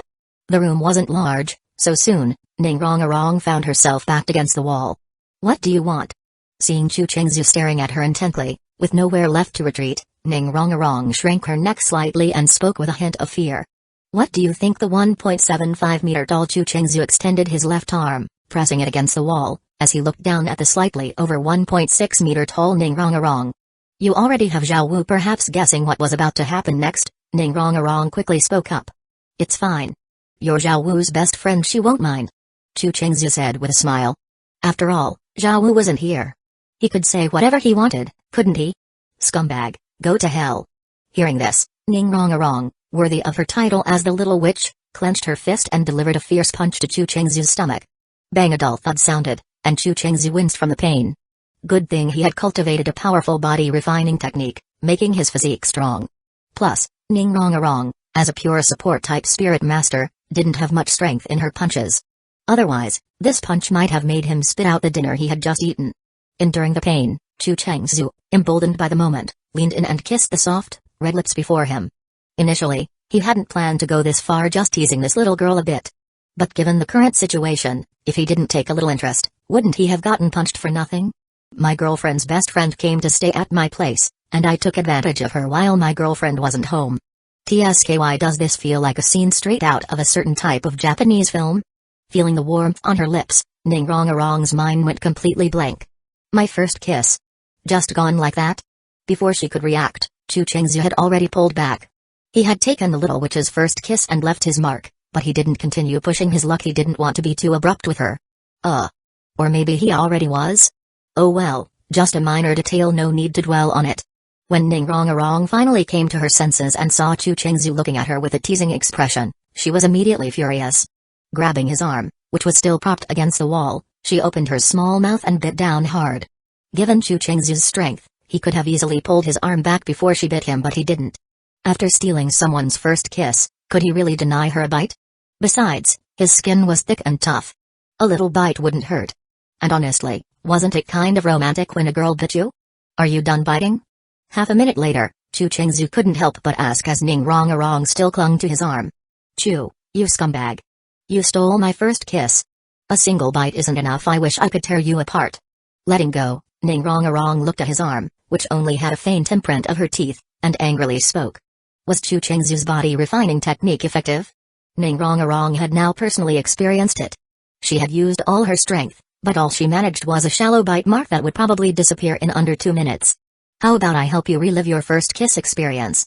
That way, you won't feel so regretful. Chu Chengzu shamelessly suggested. Go to hell. Blushing furiously, Ning Rong punched him again. TSK, your punches are so soft and weak. If someone didn't know better, they'd think you were flirting with me. You. Ugh, you're infuriating. Ning Rong gritted her teeth in anger. Alright, my dear Miss Ning, it's getting late, I need to cultivate. Having teased Ning Rong enough for the night, Chu Chengzu pointed toward his bedroom door. My technique? Ning Rong extended her hand. What technique? Scumbag. You stole my first kiss, and now you're just walking away like nothing happened? Ning Rong was furious. Ahem, Rong, mind your words. We just kissed, that kind of phrasing could easily be misunderstood. Humphrey, I don't care. You have to teach me. Otherwise, I'll tell my dad you bullied me. She snorted coldly and threatened him without hesitation. Losing her first kiss and not gaining a technique in return, Miss Ning had never suffered such a loss and wasn't about to let it slide. If not for the fact that Chu Chengzu was handsome, talented, and, apart from already having Zhao Wu as a girlfriend, an ideal boyfriend choice, she would have already called people over to beat him up instead of just arguing with him. Wrong, my technique is a family secret, I don't teach outsiders. Are you planning to become part of my family? Chu Chengzu stroked his chin and smiled. Get lost. Who wants to be part of your family? Well, trying out the role of a girlfriend first is also an option. Chu Chengzu lowered his requirements slightly. You already have Zhao Wu, and now you're trying to seduce me too? Ning Rong glared at him. It's fine. Zhao Wu can be the older sister, and you can be the younger sister. You two are already like sisters, aren't you? Then what about Zuking? Is she going to be the third sister? Ning Rong asked. You're surprisingly open-minded? Chu Chengzu was a little surprised. Humphrey, you're just a total scumbag. Ning Rong snorted coldly. Men, none of them were any good. Chu Chengzu, her father Ning Fengzi, they were all untrustworthy. Well, except for Grandpa Jian and Grandpa Bone. Grandpa Jian only had eyes for his 7-kill sword, and Grandpa Bone only had eyes for Grandpa Jian. How is this being a scumbag?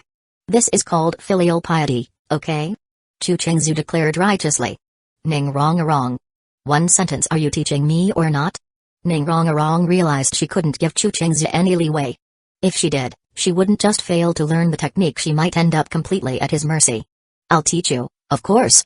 Since you're willing to be Zhao Wu's little sister, of course, I'll teach you.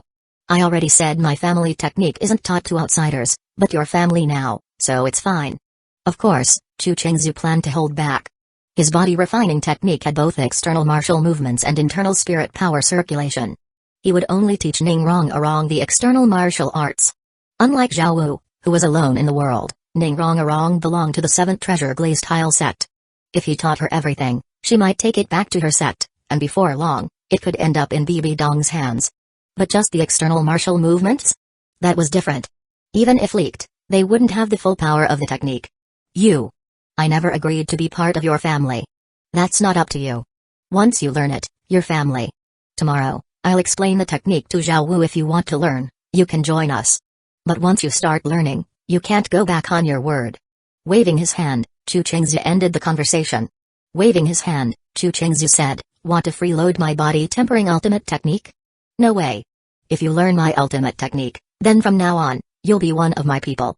Even if Ning Fengzi doesn't agree, once I display 8 or 900,000-year-old spirit summons in the future, let's see if he dares to say no." Hearing this, Ning Rong-arong fell into deep contemplation. If she learned it, this guy would take a liking to her, but how could her future husband be a scumbag? Her ideal man was supposed to be super handsome, incredibly powerful, and only devoted to her. That's how it was written in all the romance novels.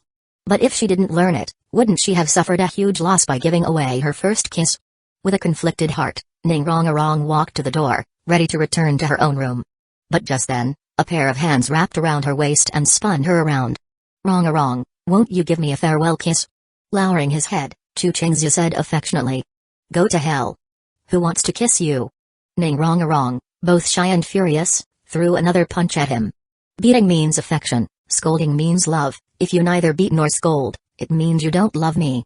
Rong-arong, every punch you throw at me is filled with love in my eyes. Hearing such a cheesy pickup line for the first time, Ning Rong-arong was completely dumbfounded. Seizing the moment, Chu Chengzu once again moved toward her rosy lips. Snapping back to reality, Ning Rong-arong tried to struggle free. Unfortunately, as a delicate auxiliary-type soul master, how could she possibly match Chu Chengzu in strength? Feeling the warmth of his lips, for some reason, the young girl who had never experienced love before suddenly felt a strange thrill in her heart. As a little troublemaker, how could she not experience the magic of a first love? "You say he's my bestie's boyfriend? TCH, doesn't that make it even more exciting?" Gradually, Ning Rong-arong's resistance weakened. In less than a minute, she even started taking the initiative. "Stop. Rong-arong, don't play with fire." Noticing that Ning Rong-arong was becoming more and more proactive, Chu Chengzu quickly lifted his head and stopped. If they kept going, he was afraid he might lose control and actually go all the way with this little vixen. If it were a few years later, it would be perfectly natural. But if things really got out of hand now, once her father Ning Fengzi found out, along with Sword Luo and Bone Luo, who doted on her, wouldn't they rush over overnight and break his legs? At these words, Ning Rong-arong suddenly snapped back to her senses. Remembering how she had taken the initiative just now, her face turned red. Damn it, it's all of this scumbag Chu's fault. If not for him, how could she have lost control like that? But in the next moment, Ning Rong-arong put on a stern face. Humphrey, a scumbag who has dirty thoughts but no guts. With a disdainful snort, she tidied up her nightgown, opened the door, and left without looking back. Chu Chengzu? Did this fish just swim into my fish pond? Outside the room, Ning Rong-arong's previous disdainful expression completely disappeared, her cheeks visibly turning red. So embarrassing. Earlier, she was obviously being bullied by that scumbag Chu, and since she was weaker, she couldn't fight back. That was understandable. But why did she take the initiative? Still, kissing felt really nice. Pa. Ning Rong-arong, you can't keep thinking about this. Scolding herself in her mind, Ning Rong-arong covered her burning face and hurried back to her room. Bam. Shutting the door, she immediately buried her head under the blanket. Thinking about how she was like a little lamb, slowly falling into the big bad wolf trap, not only failing to obtain the ultimate technique but even losing her first kiss. Ning Rong-arong was both ashamed and angry, secretly cursing Chu Chengzu in her heart. But as she cursed, she couldn't help but recall that wonderful feeling again. Rong-arong, calm down. Zuking and I brought you a late-night snack. She didn't know how much time had passed when Zhao Wu's voice from downstairs pulled her back to reality. I'm not feeling well, I won't eat. Ning Rong-arong replied. If she went downstairs for the late-night snack, wouldn't she have to see that scumbag Chu again? No way, no way, she was too embarrassed. She didn't want to see him today. Not feeling well? Brother, Didn't you treat wrong wrong? Zhao Wu looked at Chu Qingzu with confusion. Wrong didn't ask me to. Chu Qingzu shrugged. After thinking for a moment, Zhao Wu leaped into the air. Her toes lightly tapped on a few protrusions of the wooden building, and she flipped into Ning Rong-Arong's room through the open window. Moments later, an urgent voice rang out from upstairs. Brother. Come quick. Rong-Arong has a high fever. Her whole face is red, and she's burning up. Chu Qingzu? Chapter 87, Master Chu. Early the next morning, after breakfast and a short rest, Chu Qingzu dragged Zhao Wu to the back of the wooden building to practice a body-tempering martial art. At this moment, Scroll Sis Shuzuking had already started cultivating her soul skills. As for Ning Rong-Arong, she was trailing behind them, trying to secretly learn the body-tempering martial art Chu had promised to teach her the night before. Well, it couldn't really be called stealing since Chu had already agreed to let her watch. Zhao Wu, I noticed your form yesterday wasn't quite perfect. Try a few more times, and I'll help correct your mistakes. Chu glanced at Ning Rong-Arong behind them, who was clearly eavesdropping while pretending to be casual. He smiled to himself but turned serious as he spoke to Zhao Wu. Zhao Wu didn't suspect anything and immediately began practicing the body-tempering form. Of course, Ning Rong-Arong couldn't see the internal soul power circulation, all she could see was Zhao Wu throwing punches. After a few rounds, Chu pointed out some of Zhao Wu's weaknesses. Even though Zhao Wu had good comprehension and executed the moves well, in Chu's eyes, who had fully mastered this art, her technique still had flaws. But then again, considering every body is different, as long as one grasped the sequence of the movements, perfect mimicry wasn't necessary. If not for other reasons, Chu wouldn't have bothered pointing out such details. After all, the real core of this martial art lies in the internal flow of soul power. Suddenly, Zhao Wu noticed Ning Rong-Arong staring at them with a slightly bitter look. Why the gloomy face? Ning Rong-Arong couldn't understand Chu's fragmented instructions. She wasn't some peerless genius with freakish comprehension, so of course she struggled. Seeing the frustration in her friend's eyes, Zhao Wu started thinking. Could it be? Rong-Arong wants to learn this body-tempering martial art that Chu created? Anonymous God King, you're asking for death. Bro, Rong-Arong is giving us a weird look. Zhao Wu used soul power to transmit a message to Chu. Normally, soul power voice transmission is a high-level skill, but both Zhao Wu and Chu had long mastered it thanks to their deep knowledge. Don't worry. She just wants to learn the form. Let her watch. But didn't you say this technique shouldn't be taught to outsiders? Zhao Wu blinked in confusion. The core of the art isn't in the form. Even if she picks it up, it's no big deal. Honestly, the movements are easy to imitate, someone probably already learned it just by watching. Wait, someone already learned it? Zhao Wu's eyes widened. No way. She hadn't really appreciated the value of Chu's self-created martial arts before. But now, with her broader perspective, she understood how rare and valuable they truly were. She frowned. How could such a precious technique be leaked? Did they get permission from the future lady of the house, her? Did you forget our academy still has teachers? With their strength and insight, picking up this form is child's play. Oh. I guess that's true. Zhao Wu had a moment of realization. The moves weren't complicated. Even she could replicate them after watching a few times. Let alone the academy's powerful teachers. Bro, why don't you just teach Rong-Arong properly? She told me the running exercises were exhausting and barely helped her. And what about Zuking? They're both only two-ring soul masters. Even without mastering the internal flow, the form alone should still be helpful. Zhao Wu glanced at her two besties and suggested it to Chu. You really want to teach them? Chu pretended to be surprised. Why not? Zhao Wu felt a bit disappointed. Her own strength was rapidly improving, but her best friends, despite their efforts, didn't see much progress. It didn't sit right with her. They were close friends. Good things should be shared. Before, she thought the technique was a family secret known only to her grandparents and Chu, so she kept quiet. But now that others had already learned parts of it, there was no need to keep it hidden, at least not from her besties. Alright, fine. Only because they're your best friends. But I'm only teaching them the form. Chu nodded after a brief hesitation. Hee, thanks, bro. Zhao Wu hugged Chu happily and bumped her head against his chest. Rong-Arong, Zuking, come here. After letting go, she waved her friends over. Ning Rong-Arong immediately ran over, beaming. Time to get her hands on that secret body training technique. I gave away my first kiss and... Wait, no.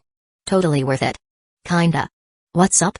Zhu Zuking, who had been practicing her soul skills nearby, looked over curiously. Humphrey, in light of the fact that you two are my beautiful, kind, and generous besties, Big Sis Zhao Wu has decided to teach you a body-tempering martial art. Zhao Wu stood tall, hands on hips, full of pride. A body-tempering martial art? Zhu Zuqing blinked. Coming from the Hellsivit family, Zhu Zuqing knew well the importance of physical strength for a soul master. But as far as she knew, aside from upgrading soul rings and absorbing soul bones, there weren't many ways to improve one's body. Training and soul bone refinement were pretty much it. She had never heard of a body tempering technique. Given Zhao Wu's normal-looking soul ring setup, could this really be effective? You'll see once you try it. Zhao Wu waved off the skepticism. She was ready to let results speak for themselves. Naturally, the task of teaching the form fell to Chu. After all, he created the technique. Nobody knew it better. And while Zhao Wu could perform it, she didn't fully grasp the theory, so she wasn't suited to teach it. Wrong, lift your arm higher. Zuqing, keep your chest up and abs tight. Now in full teacher Chu mode, he began giving hands-on instruction, literally. And of course, that meant plenty of physical contact. Like now, Chu stood behind Zhu Zuqing, hands on her arms, guiding her movements directly. So soft. No, so white. Wait, soft and white. His gaze was fixed on the deep valley of snowy skin before him. Confirmed. That cleavage is way too deep, Dynabai can't handle it. This job's for Chu Chengsu. Zhao Wu was focused on her training, and Zhu Zuqing had no eyes on the back of her head. But Ning Rongarong saw everything. And she clearly noticed where Chu's eyes were. TCH scumbag confirmed. Rongarong rolled her eyes at him with disdain, though when she looked at Zhu Zuqing, there was a flicker of jealousy. So big. I want that too. Zuqing, keep practicing. Rongarong, focus. Seeing Rongarong spacing out, Chu walked over and took her delicate hand to guide her moves. Pervert. Chu the scumbag is taking advantage of me again. Time flew, and 2 weeks passed. One morning, while meditating in his room, Chu suddenly experienced a powerful epiphany, a surge of understanding about forging. Once he absorbed the insight, he opened his external system. Attribute panel host, Chu Chengzu, soul power, level 35 Soul Elder Martial Soul, True Spirit Banner Soul Rings, purple, 1000, purple, 3588, black, 10,000, Soul Skills, first, Spirit Summon, Sky Azure Tree second, Spirit Summon, Light Lion third, Spirit Summon, Fire Phoenix Skills, 9 Breaths Energy Technique, red, Body Training, black, Spirit Refining, black, Archery, black, Movement, black, Control, black, Defense, black, Forging, black, Hypnosis, gray, AFKQ, Body Training, black, Mind Training, black, Forging, black, Second Soul Ring, purple. As expected, after reaching level 35 Soul Elder 2 days ago, he'd upgraded his defense skill in the auto cultivation slot to black grade and replaced it with spirit refining. Now, forging had also reached black grade. Black grade forging corresponded to the spirit forging level of craftsmanship in future times. Right now, if you were in a mecha era full of battle armor warriors, your average soul master would respectfully address him as Master Chu. Perfect? Time to forge spirit forged armor and a powerful spirit bow. The forging materials were already prepared. Today was the day. He swapped out the black grade forging skill from the queue and inserted the gray grade hypnosis skill. As a marksman and the main attacker of his team, Chu's 3 spirits were, Zhao King, Healer, Sky Azure Tree, Zhao Bei, Support, Light Lion, Zhao Hong, Damage Dealer, Fire Phoenix. The biggest weakness? Lack of control. He didn't have the means for binding or restriction-based control like Tang San's Blue Silver Emperor, or Tan Shui Academy's Ice Phoenix Soul Master, Shui Binger. But he did have strong spiritual power, far beyond his peers. So Chu planned to develop a hypnosis-based illusion technique. If the hypnosis skill could evolve into a true illusion technique, it would fill that gap perfectly. As a marksman, accuracy was key. No matter how strong your arrows were, if you couldn't hit your target, it meant nothing. With illusion control, even a split-second daze would be enough to land a deadly headshot. Now, with the improved efficiency of the auto-cultivation system, gray-white took 3 days, white-yellow took 10, yellow-purple 30, and purple-black 100. That meant in 143 days, the gray hypnosis skill would be upgraded to black grade, right in line with the rest of his top-tier techniques. Later that morning, Zhao Wu, Ning Rongarong, and Zhu Zuqing were in the backyard practicing the martial form. Inside the main hall, Chu sat at a table, sketching on paper. Zhu Zuqing had picked up the form in just 3 days. Ning Rongarong, on the other hand, took a full week, maybe due to her lower talent or poor focus. At first, they didn't notice much improvement and started having doubts, for different reasons. Zhu Zuqing doubted the technique's legitimacy. Ning Rongarong suspected Chu was holding out on them. But over time, they both saw results. For low-level soul masters like them, especially a support and an agility type. Even a small boost to their physical strength was significant. Since they were still early in cultivation and not yet hitting bottlenecks, daily practice brought steady improvement. They were full of enthusiasm, even more so than Xiao Wu. Ironically, seeing lazy Ning Rong so diligent made Xiao Wu put in more effort too. Not by much, but enough to make Shu proud. Later, the girls took a break. Bro, is that drawing of me? Xiao Wu spotted the paper on the table. It showed her wearing an elegant blue-gold full-body armor. She asked excitedly. Take a closer look. Let me know if there's anything you'd change. He handed it over, having just finished the final detail, her iconic scorpion braid. Xiao Wu eagerly took the drawing and studied it. Senior Chu, is this one of you? Zhu Zuking pointed at another drawing on the table. Ning Rong leaned in too. This sketch showed Chu himself, also in blue-gold armor, but holding a crimson gold longbow adorned with flame patterns. How's it look? Cool, right? Chu grinned proudly. Zhu Zuking rolled her eyes. In the past, Zhu Zuking had always seemed cold and distant, with a lifeless gaze. But ever since she became close with Xiao Wu and Ning Rong, things had changed quite a bit. She'd become a little more like a regular girl. Still, she only showed that girlish side around her two close friends. She was slightly nicer to Chu Chengzu, but only out of politeness. As for anyone else? Same old dicey attitude, basically a walking glacier. But ever since Chu Chengzu's hands-on guidance before, her relationship with him had improved quite a lot. At the very least, she didn't get annoyed at his jokes anymore. Such a narcissist. Looking at the super handsome version of Chu Chengzu in and out of the picture, Ning Rong couldn't help but mumble. Oh come on, are you saying I'm not handsome? Chu Chengzu raised an eyebrow and winked at her. Ning Rong didn't respond. She just raised her middle finger. Still. She had to admit Chu the scumbag was actually kind of hot. There is a bit of Xiao Wu's heroic style in that. But. Bro, why is she wearing armor? I don't usually like wearing armor. At this moment, Xiao Wu, who had been admiring the drawing of herself, nodded in satisfaction. Then she tilted her head curiously. Seeing Xiao Wu was happy with the spiritual forged armor design he made for her, Chu Chengzu explained, that's not ordinary armor. It's spirit forged armor. It can be stored in your body and materialize instantly during battle. Spirit forged? Bro, your forging skills leveled up again? Xiao Wu's eyes widened. She still remembered a little about the rankings of metal forging. Chu Chengzu had explained it to her before. What puzzled her, though, was how his forging had improved again. He wasn't exactly swinging a hammer all the time. Did this guy's skills level up automatically or something? Yeah, I broke through. Come on, Xiao Wu, I'll take your measurements. As he spoke, Chu Chengzu pulled out a measuring tape, getting ready to size her up. Measurements? Hearing that, Xiao Wu blushed. Well, it is armor. Gotta make sure it fits. If it doesn't, might as well not wear it at all. Chu Chengzu said that with a totally serious face. Armor needed to fit perfectly. If not, reshaping it later would be a hassle. How about? Let Rong or the others take my measurements instead, Xiao Wu said, a little embarrassed. This whole taking measurements thing felt a little fishy. No can do. I'm the one forging the armor. I need to know every inch of your size, down to the last detail. Chu Chengzu flatly refused. You kidding me? How could he let someone else have all the fun? Later he'd have to take Rong and Zhu Zuking's measurements too. Gotta make them each a set of spirit-forged armor. Taking advantage? How is that taking advantage? When you live the martial life, danger is around every corner. As a soul master, battle is inevitable. His girlfriend's besties weren't that strong, yet this was all for their safety. Okay then, bro. Let's go to the room to do it. Blushing, Xiao Wu whispered softly. Something that awkward really wasn't something to do in front of her two close friends.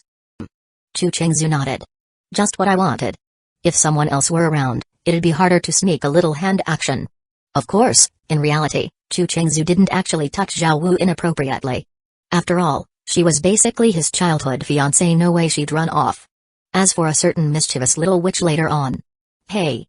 After noting down all of Xiao Wu's body measurements, Chu Chengzu headed into the forge. The three girls, full of curiosity, followed him in. But instead of crafting the spirit-forged armor or the large bow right away, Chu Chengzu first pulled out his 1000-forged heavy silver hammer. Now that his forging had reached a new level, it was time to upgrade his primary tools.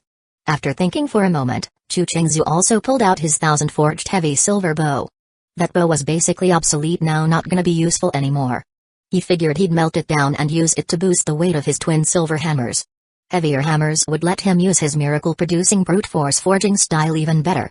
Of course, They couldn't be too heavy, too much weight would make them unusable. After melting down the 100+ jinbo, the twin silver hammers would weigh in at around 700 jin combined, which was just right. Zhao, doesn't your brother use coal for forging? Looking around the forge and not seeing any coal or other fuel, Ning Rongarong asked curiously. Though she wasn't a blacksmith herself, she at least knew that forging required coal to heat the metal. My brother stopped using coal ages ago. Last time he made his hammer and silver bow, it was Fatty who provided the fire. This time, I think he's planning to have Little Red handle it. Zhao replied uncertainly. Fatty provided the fire? Ning Rongarong and Shuzuking glanced at each other, baffled. Damn, most blacksmiths use coal. But Chu Chengzhou? He uses Mahangjun as a living furnace? Then again, Mahangjun's phoenix flame did burn way hotter than regular fire. But to the trio's surprise, Chu Chengzhou didn't summon his fire phoenix spirit at all. He removed the bowstring from the 1000-forged silver bow. Then, red spirit power flared up around his right hand, the one holding the hammer. He tapped the body of the silver bow on the forging table with the hammer, pouring in his spirit power.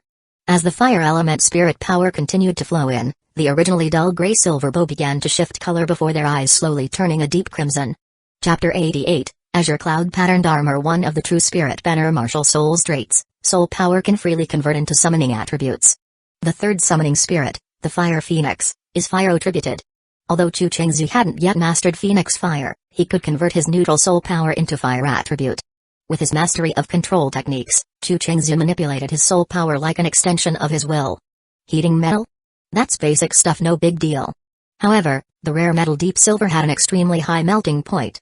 After heating it to a dark red state, Chu Chengzhou's fire attribute soul power alone was no longer sufficient to raise the temperature further. Still, though the heat didn't reach the ideal level, it was close enough. With his Grandmaster level skills, he could make up for the lack of heat with technique. After thinking it over, Chu Chengzhou also heated his left hand deep silver hammer to the same dark red state. Force always acts in pairs. Using a deep silver hammer to forge 1000 refined deep silver, if the forger is skilled enough, the hammer itself can be refined toward the spirit refined level. But if the hammer isn't preheated, the entire forging process would be too slow. The highly skilled Chu Grandmaster intended to speed things up. Boom. Boom. Boom. Soon, the forging chamber echoed with rhythmic, thunderous impacts. Where other people's blacksmithing sounds like ding ding ding, Chu Chengzhou's hammering is all boom boom boom. Raw strength creates miracles. Smash hard and it'll work. And thanks to his control techniques, Chu Chengzhou applied the majority of each strike's power precisely where it was needed. Without that control, his regular iron forge wouldn't survive his brute force. Boom. Boom. Boom. The roaring sounds continued non-stop. As time passed, the 1000 refined deep silver bow frame and the hammer on the forge were gradually hammered into a lump of dark red deep silver ingot, visibly shrinking. There were two reasons for the shrinkage. 1. The repeated forging was transforming it from 1000 refined to spirit refined deep silver, increasing its density and thereby reducing its volume. 2. With each strike, Chu's right-hand hammer absorbed a small amount of deep silver. Time passed over half an hour in a flash. Now, only a final portion of deep silver remained on the forge. Boom! Another mighty strike landed. A dazzling 6-foot silver flame suddenly burst skyward, flooding the forging room with silvery light. 100 refinements for purity, 1000 refinements for essence, spirit refinement for creation, spirit refined deep silver, achieved. At that moment, Chu Chengzhou clearly felt that the hammer in his hand was like a living thing. Of course, while spirit refinement for creation sounded mystical, spirit refined metals were still far from actual life. After all, in the Douluo world, everyone knows the power scale. Spirit refinement only grants a hint of life. No one, not even future god-tier blacksmiths, could make metal truly alive. After a long while, the silver flames faded. Chu examined the hammer, now etched with cloud-like patterns, nodding in satisfaction. At this moment, Ning Rongarong excitedly summoned her 7th treasure glazed tile pagoda martial soul. As expected, once summoned, the pagoda burst with dazzling 9-colored brilliance. A treasure, an utterly peerless treasure. Ning Rongarong could sense it clearly. According to her martial soul's treasure sensing ability, the spirit refined deep silver hammer in Chu's hands surpassed even 10,000-year soul bones in grade. It triggered the most intense reaction she'd ever experienced. She stared at it, eyes burning with desire. Perhaps only 100,000-year soul bone could evoke such a reaction from her martial soul. Of course, this didn't mean the spirit refined metal was equal in value to a 100,000-year soul bone. The 7 treasure glazed tile pagoda judged an item's worth not solely by human soul master standards, but also by rarity. For example, A grain-sized piece of deep silver is still classified as a treasure, just a small one. A mountain of regular iron might be more expensive in gold soul coins, but in terms of treasure sense, the iron is worthless bulk. Back in the starred Great Forest, the unique 1000 refined deep silver was already highly rated. Now that it was spirit refined, the rating rose even higher. Just as Ning Rongarong moved closer to inspect the hammer, Chu Qingzhi sprang into action again. He summoned his true spirit banner martial soul, and his third soul ring lit up. With a surge of soul power, a scaled-down fire phoenix about 6 feet long manifested. Chu retrieved a superheat-resistant shallow crucible and placed the hammer inside. Zhao Hong, burn it, melt it down. He instructed the fire phoenix spirit. The original hammer was crude, just hammer-shaped. During the previous refining process, it had fused into one piece for convenience, but now Chu had to split it into twin hammers again. He also needed to beautify them,